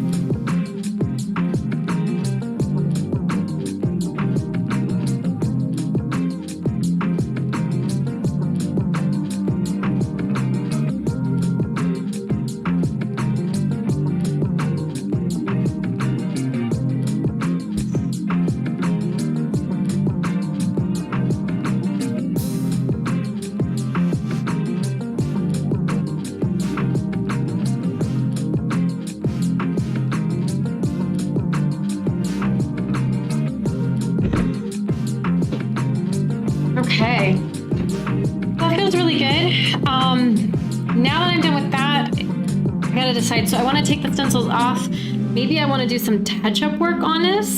So that's definitely going to be a different brush. So I'm going to go ahead and clean up this brush, get it nice and clean. I probably am going to transfer some of this paint back in to preserve it. So I am am so thankful that paint did not spill out of this and onto my freaking shoe. Holy crap, that was so bad. What would I have done? Let me just splatter some paint. That's how I would have solved that one. Yikes.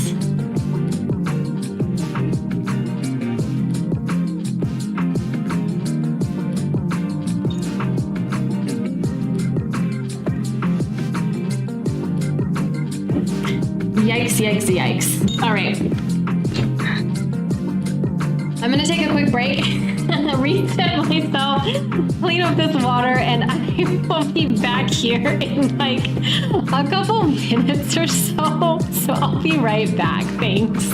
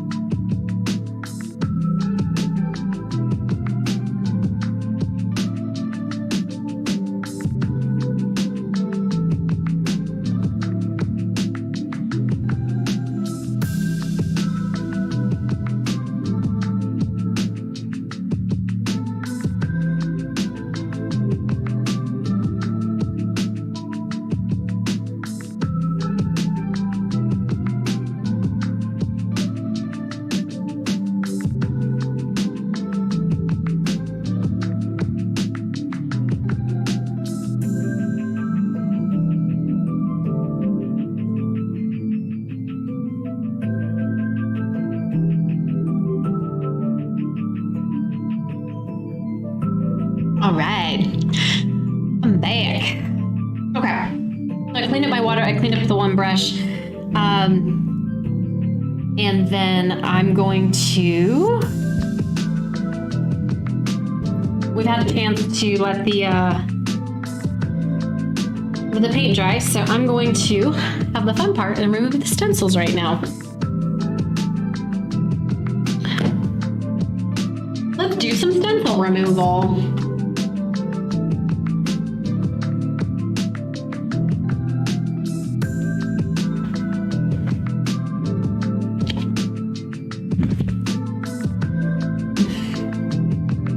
All right.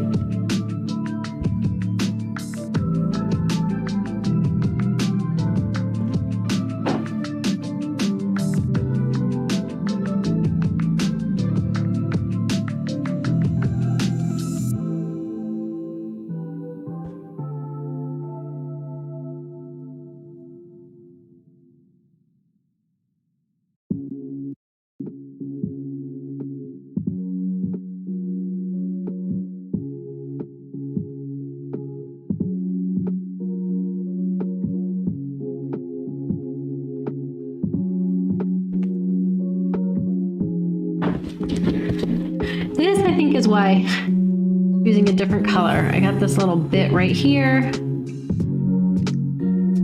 Okay.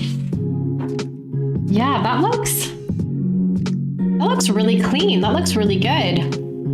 I'm liking how those two cross over. I think having like, I can't look at the camera. That's a weird angle. But yeah, that looks good. I'm liking it. I'm liking it.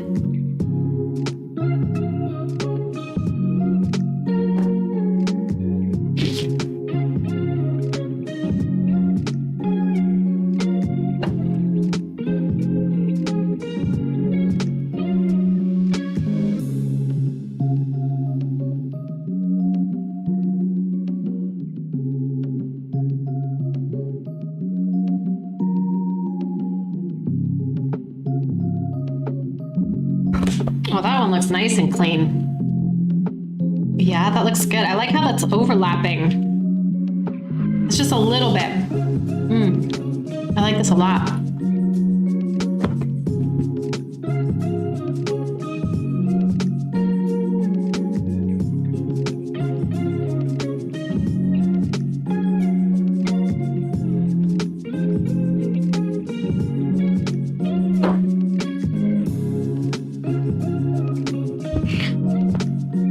This bit's a little bit harder without the thumb.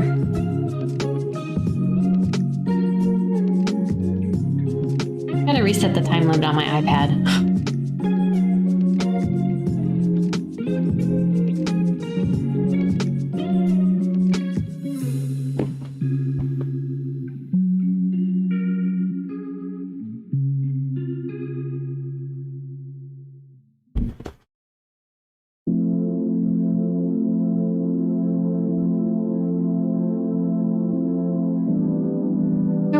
I got a little bit on the outside of it. Oops. You can see a little bit of that purple. And it'll be just some quick touch up.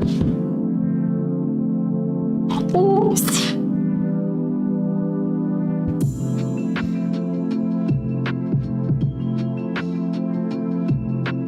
So these stencils work really good.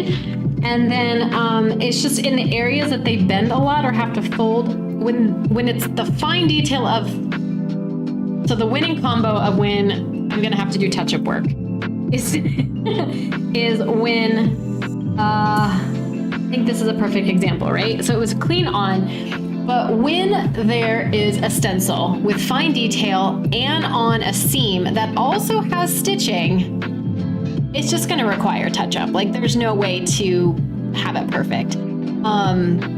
But I don't have to, I can see the line, I can see the stencil, I can see what I need to do for the touch-up. So that's gonna be good. But yeah, I think that looks good on the toe. I like the amount of purple because then I can come in here with some of the red, like that magenta pop, and probably put that directly through this. It's probably gonna go directly through with like a line, I don't know. That's gonna look good. going to look good. I mean, it already looks good. It's gonna look even better. Even better.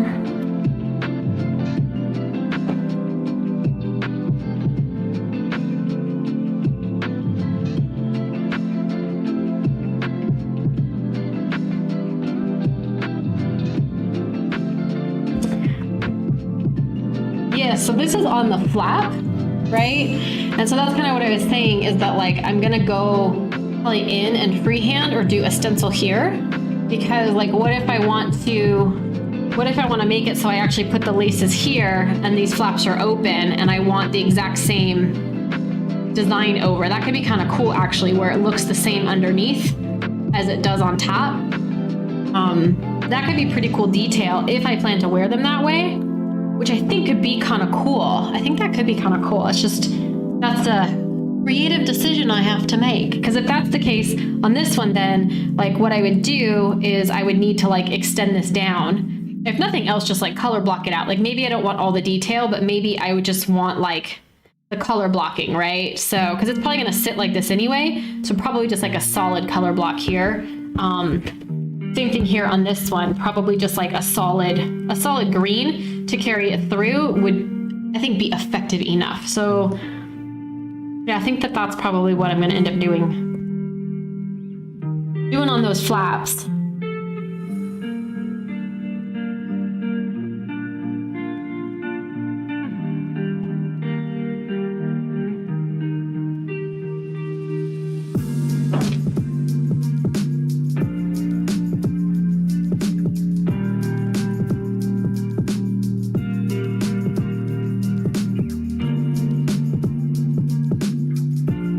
I'm pretty happy. Like these stencils give like some really nice detail, and you know, it can be pretty intricate. Like this section right here, you can even see like there's that little bit of like black gap that I'm seeing. But they do a really nice job.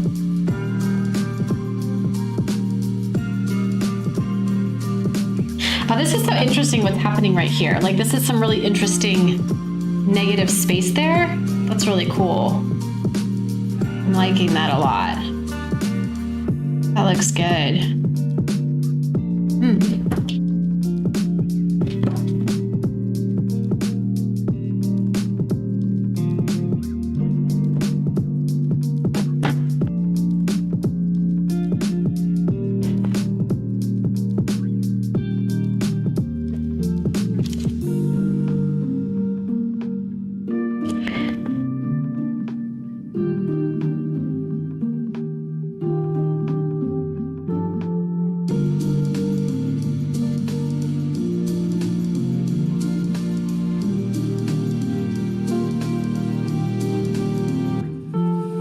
I'm gonna have to like add a little bit more of that line, but I like the way that this currently is like very stripy and being broken up. I'm liking that. Liking that a lot.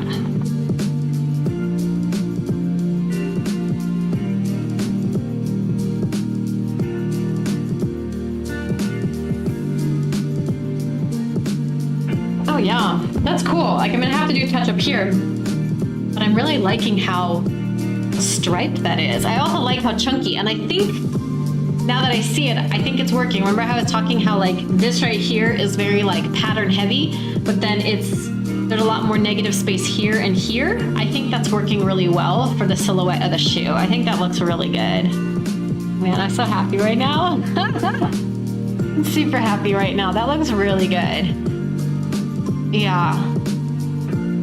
Oh my gosh, I can't wait to like, once I touch it up too, like these lines are gonna be like so on point and just hard and solid. Like it's just gonna look so good. It's gonna look so good.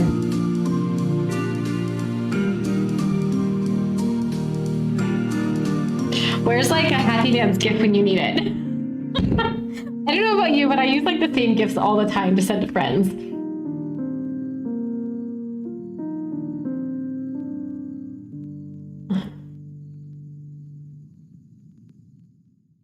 I feel like I'm not very good at discovering new gifts though.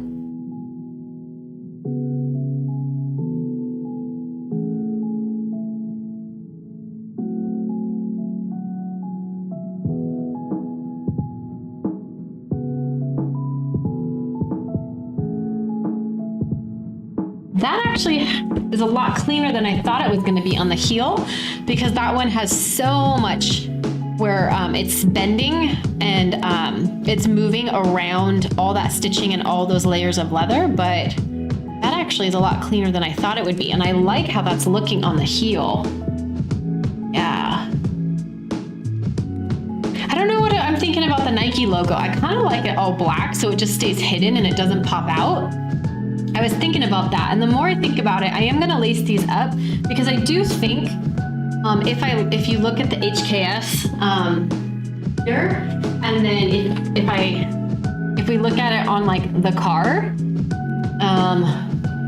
on this lovely drawing of this car, I think that there's something I want to play around with the tongue being white with like the black laces, and kind of playing with like the black and white of like the HKS logo and the actual HKS letters that is black and white.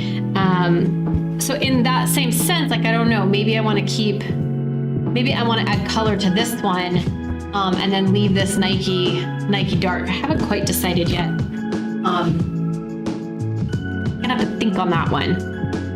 But I totally got like a little bit of like dark here. So like on my tongue, it's a little dark. Oh wow. Okay, last couple stencils to remove here.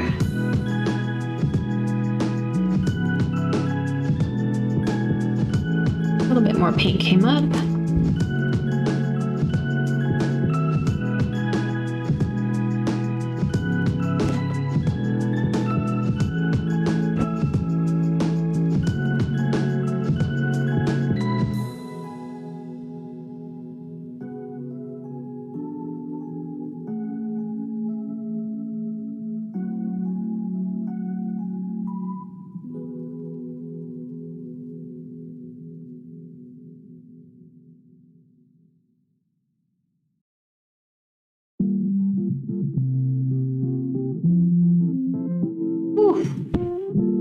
Yeah, it looks good. Looks good right there. I feel like the inside has a lot more going on than the outside. That's kind of cool. It's like a party on the inside.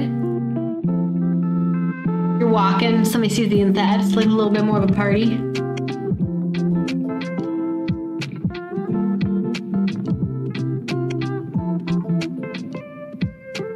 I like clothing that has surprises, that's like unexpected. Or it's not like the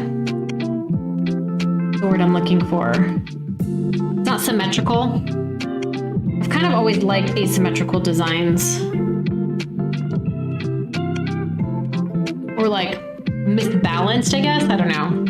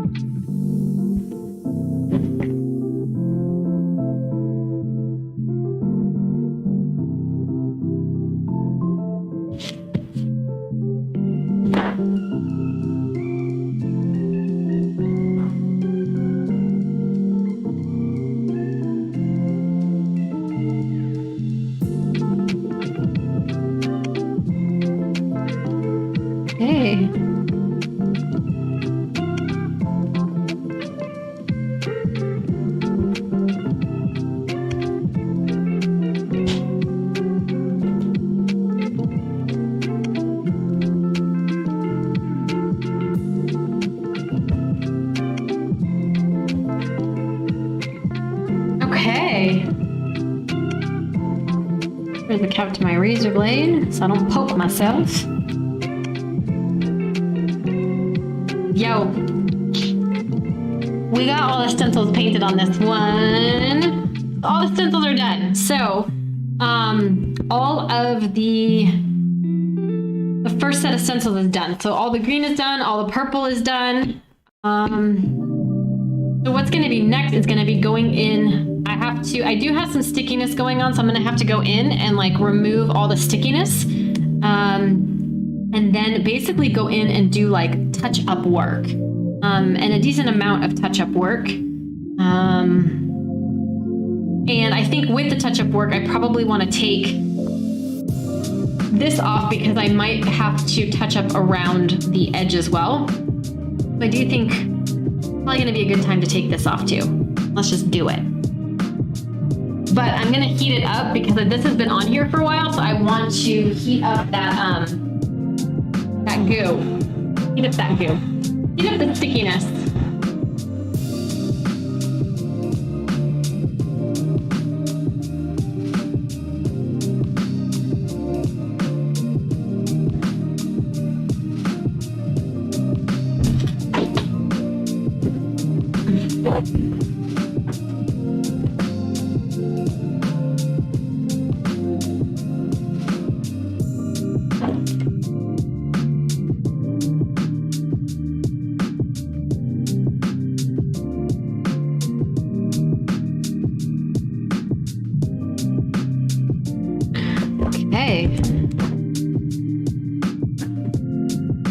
We're gonna get a little bit more of the full effect when you're not looking at red.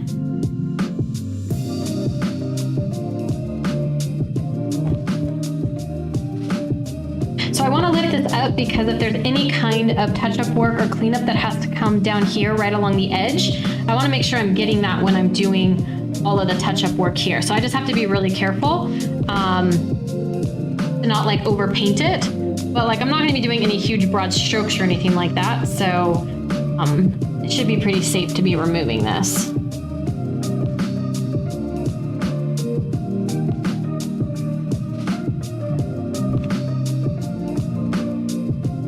Yeah, those look so sweet. Oh man, those look awesome. I'm really liking these. I love it with the purple base. Holy crap, those look so good. I did not expect these to look that good. Because again, like the first ones that I did, they have like a black bottom. Thanks, Austin. I know they look good, right? I love them. Oh man. They're looking so much fun. Oh man. Yeah, so the first ones had like a black bottom on them, but I like this because like it comes up a little bit more, and so it has a little bit more chunkiness to the sole. And I think that's also what I like about the dunks in general, is like the sole has like more chunk to it, like at least the color from what I've seen. It has like a bit more to it. I really like that about them. So let's see, so we got this is the inside of the shoe. So this is the inside of the left. It's definitely, like I said, a big party. There's a lot going on. I'm really happy with the toe box and the toe. It's looking really good. Yeah. And then to the outside, again, there's a little bit more like negative space going on here and here, but it balanced out by all this heavy. I do have to go in and add, so this is gonna be even a heavier pop because that right now is dark, but it should be the bright green. But I feel like because of it, like the swoosh stands out really nice. And then got the base, the back of it. The more that I look at this, the more that I think that keeping the Nike dark might be what I want to do and not paint it in, because I feel like if I were to paint this green, then it's not going to quite make sense with the rest of it. And if I paint it purple, same thing. So I think looking at it, decision on the fly, I'm going to leave the stitching of the Nike in the back black, and if I have to, I'll go in and I have to touch that up. But then probably letting the laces and this stay white, but I'm probably playing around with the tongue on this one, and probably painting the tongue. I have to decide what I want to do tongue-wise, but I think even if I were to like do the swoosh on, what I might do is on one shoe I might do like the swoosh purple with the Nike and SB in the green, and then on the other shoe flip-flop it. So I'm kind of like having that just, the opposite on each shoe. I think that could be kind of cool, but I'll play with that once I get there.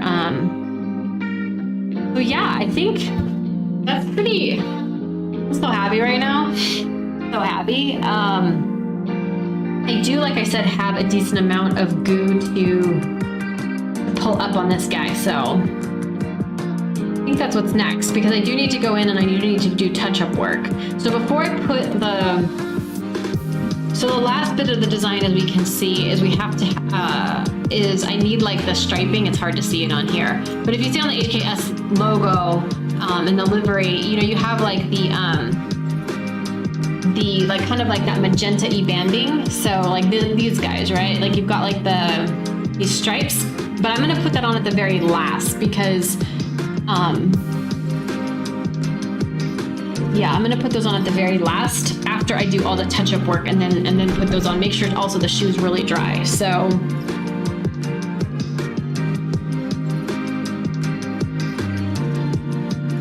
now I get to use my favorite trick that I recently learned.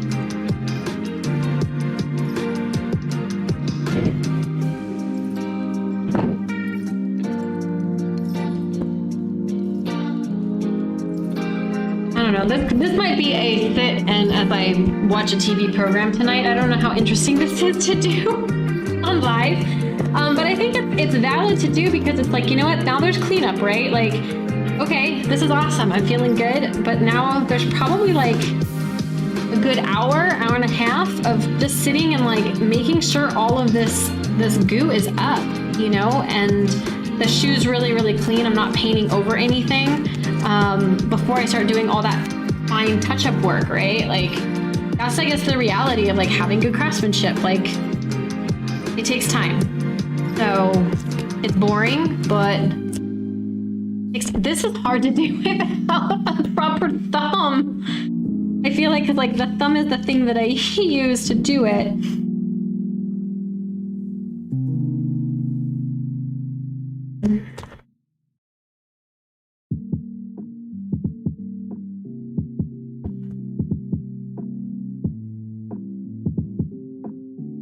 Yeah, but like you can see, like the reason why I wanted to take it off is because you can kind of see, it's really hard to see, I guess, actually on camera. So maybe I don't have to be that specific. I'm the type of person where it's like, if there's any little thing when I'm super, super close, I want to fix it. I do the same thing in Photoshop. I probably zoom in way too much than I need to, but I don't know. I can't help. Maybe that's something I need to work on. Don't worry so much about all those little guys, those little details. I do think that those details are very important.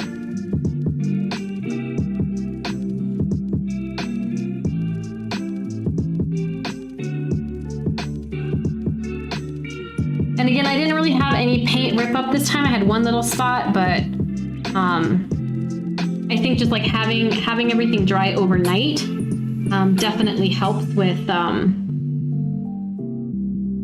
not having the paint rip up when I remove the stencils. So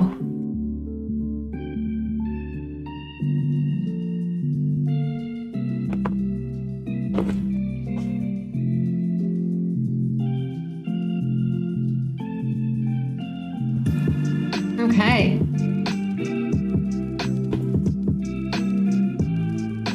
I'm saying okay as though like this like detail work is like gonna be finished soon. It's not gonna be finished soon.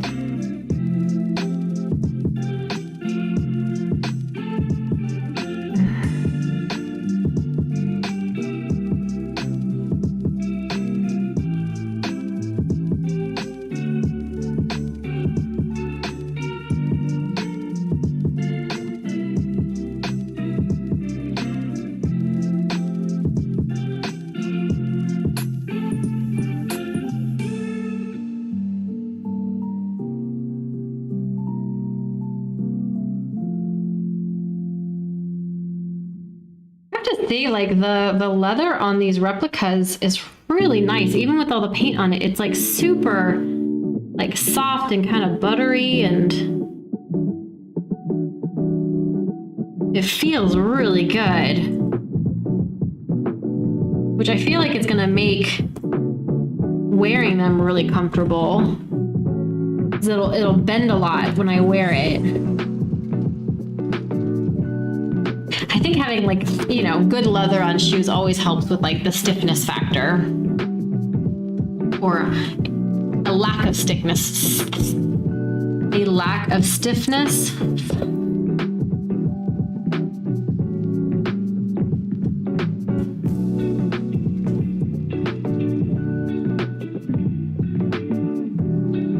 like you can see like all the gunk that's coming up off of the shoe while I do this. Because if I were to paint over that, like, then you're just gonna be able to see it underneath the paint. Like you'll be able to see that texture.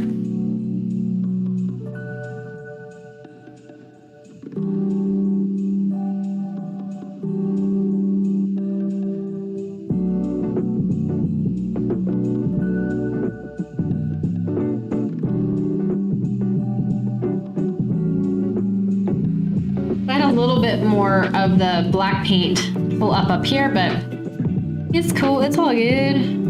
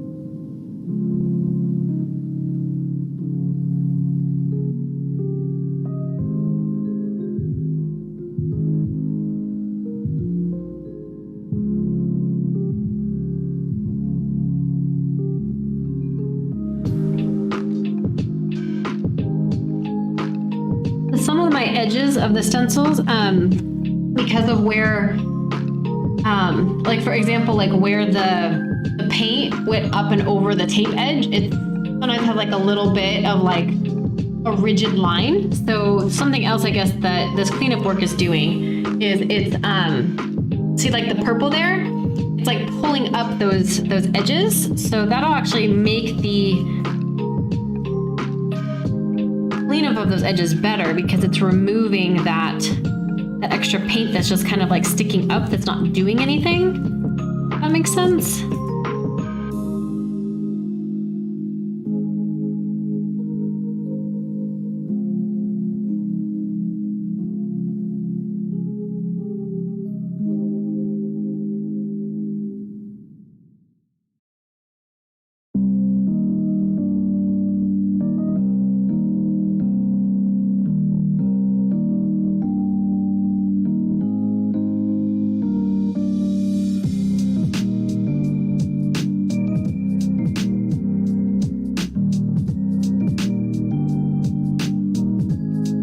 I really have to kind of feel with my finger what's happening because I can't always see where it's sticky and like where I need to remove some of the sticky residual. So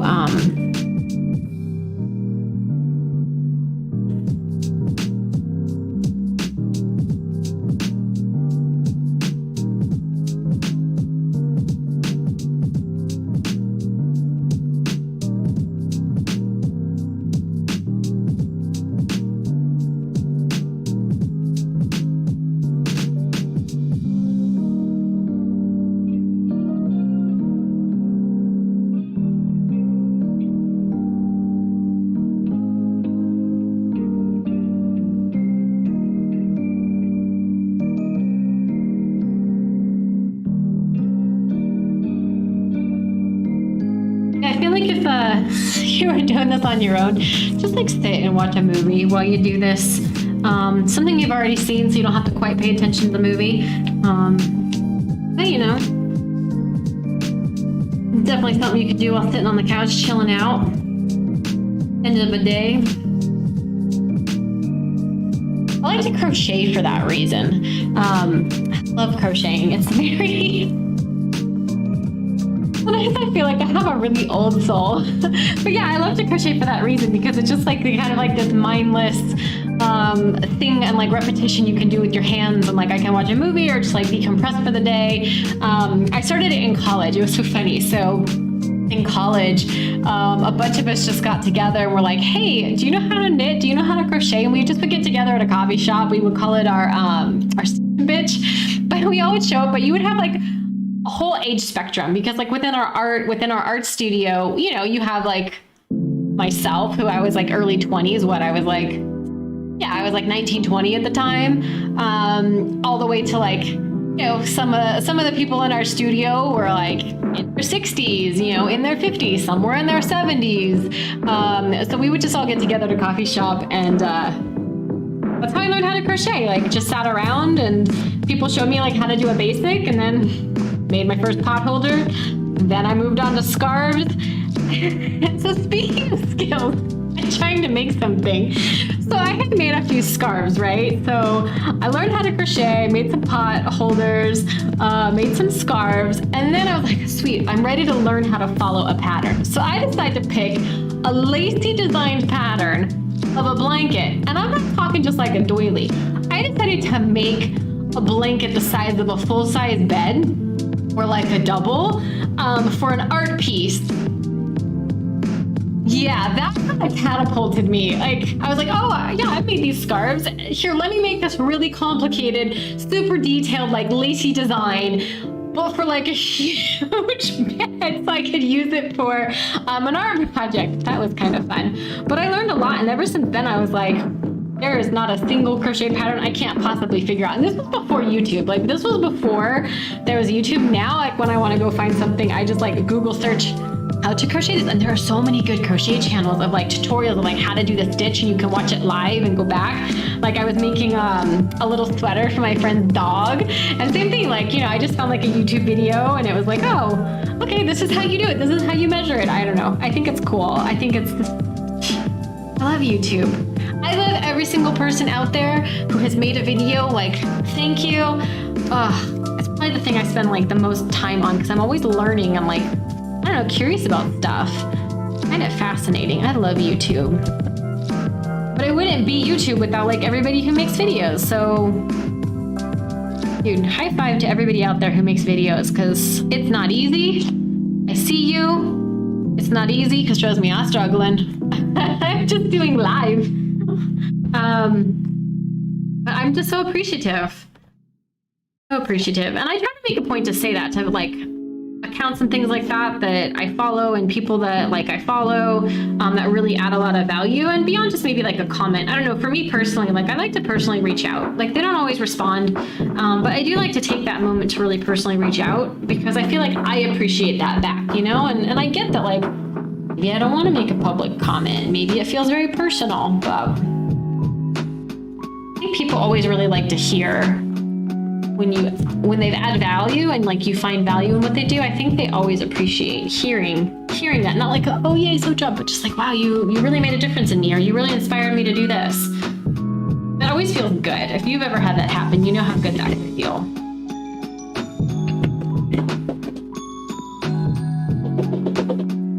Lay down.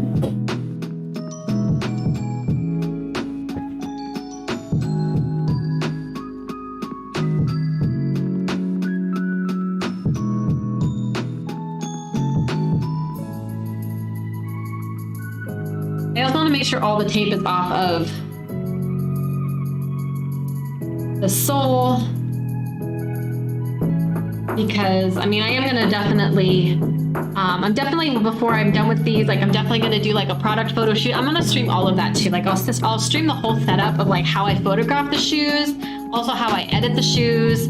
I'll probably also make like a 360 kind of GIF so they turn around. I've done that on the other shoes that I've done. So I'll stream all of that because I think like that's the other part too, right? Like, I don't know, speaking of like making stuff and putting it out there and telling that story, like not everybody's gonna want to show up and watch this whole thing. So, you know, if I can condense that down into like a shorter version that shows the highlights and all of that, I think that's cool. And kind of have like a final image that like rotates, which I think is cool. Like that would be fun to make. So yeah, I'll show that whole process. But all this cleanup work, it just makes it so it's super clean, but also like I won't have to like Photoshop out like anything. It'll just,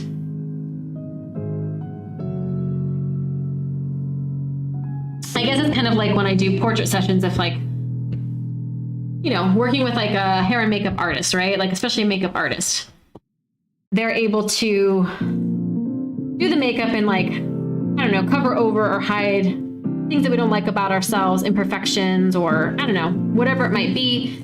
So it's easier to sometimes do that from the get-go and have like a full face of makeup if that's something you want, versus like going in and actually like having to like individually like Photoshop out, let's say like skin texture, or maybe you have like a lot of blemishes happening and you know, like you're okay with your blemishes, but maybe you just don't want to see that in your photograph. I don't know. I always like to think of my like retouching as I try to remove the things that we don't want to see, but without altering too much, you know, like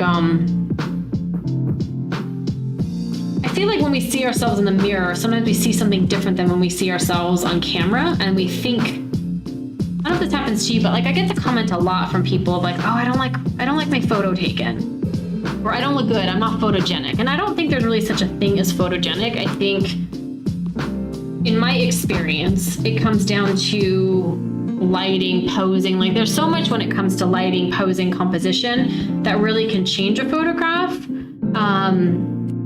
And change the way somebody looks in it when it comes to portraits. And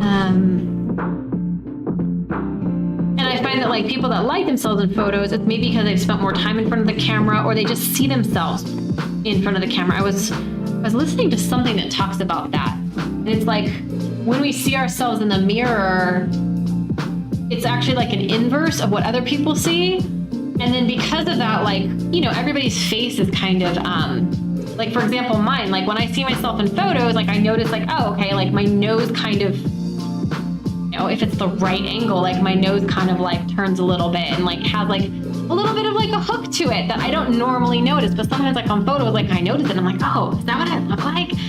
But it's like, this is what everybody else is used to seeing. It's just like my brain is used to flipping it. So when I first see it, it looks different than what I see. And so I immediately think, oh, it doesn't look good because it doesn't look like the same thing that I see. But there's actual reasons as to why what we see in the mirror is different than what we see when we look at ourselves in a photograph. It's really interesting. You can like Google search it. I was looking at that the other day and like learning about that. I was like, oh, this is fascinating. Super fascinating, that how we see ourselves is different from the way other people see us on a day-to-day. Just super interesting.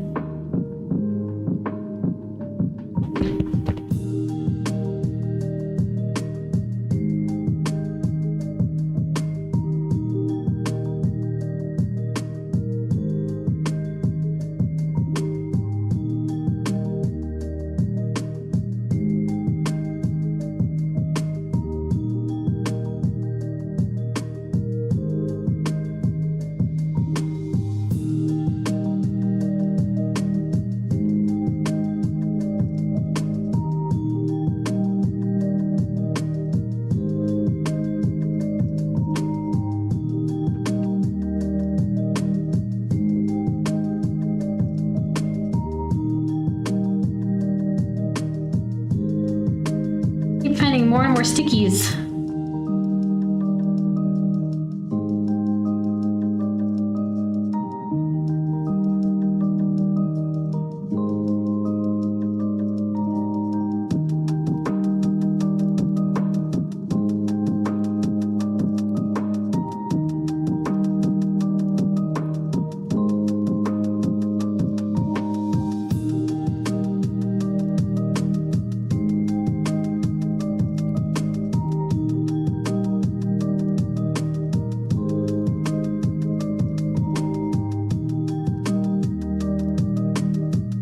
really good about this is you really get a chance to spend some time with what needs to be touched up.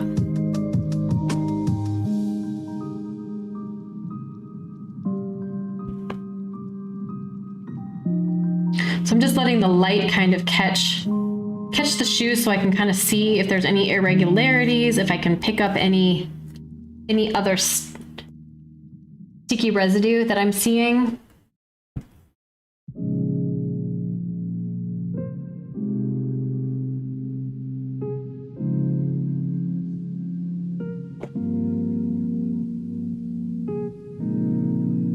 I think I might have gotten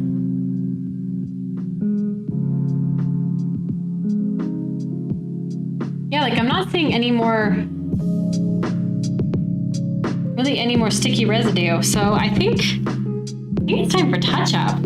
I think it looks really good. And it's definitely time to touch up a bit. So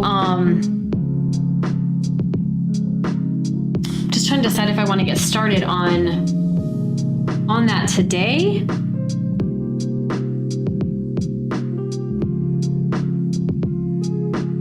I'm just trying to like dissect what colors, right? So right now, like I have purple open and like I have some purple here that I could use to do touch-up work. But I feel like cleaning up the line is going to be first hitting it with black and like really touching up like all the black to really make those lines on the outside and then kind of work on some of these inside lines. Because like where it's bled out, I definitely want to hit that with black and not with that same color, because then all of a sudden it's not going to have that like clean line. So yeah.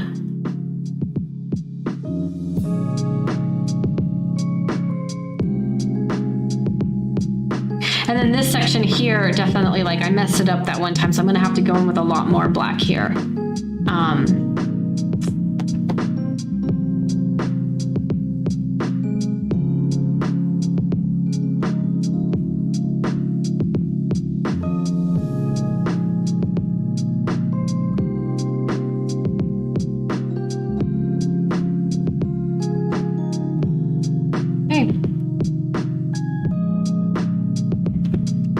I feel like that looks really good. It's good progress today.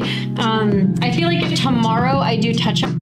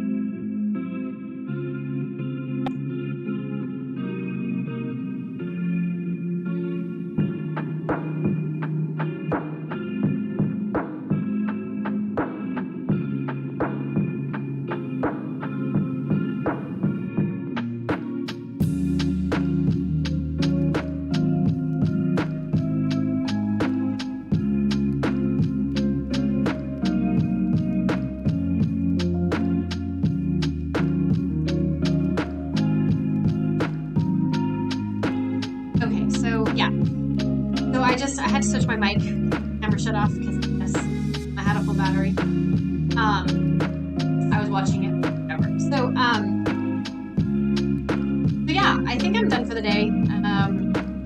Went ahead and did we got all of the stencils on. I did all the cleanup work. So tomorrow, going to, I think, do all the touch-up work. Really focus on doing a lot of the touch-up hair. And then I'm gonna probably tonight put the laces on just to see what it looks like and make some final decisions to what I want to do with the tag. So tomorrow I'll be focusing on all the detail work, better story, and I'll work on loading all those photos I was gonna load so I can share some while I work, and all of that, some of the reasons, something like that that I work. That kind of. Thanks for sharing this space with me. I really appreciate it. So day 5, I don't know.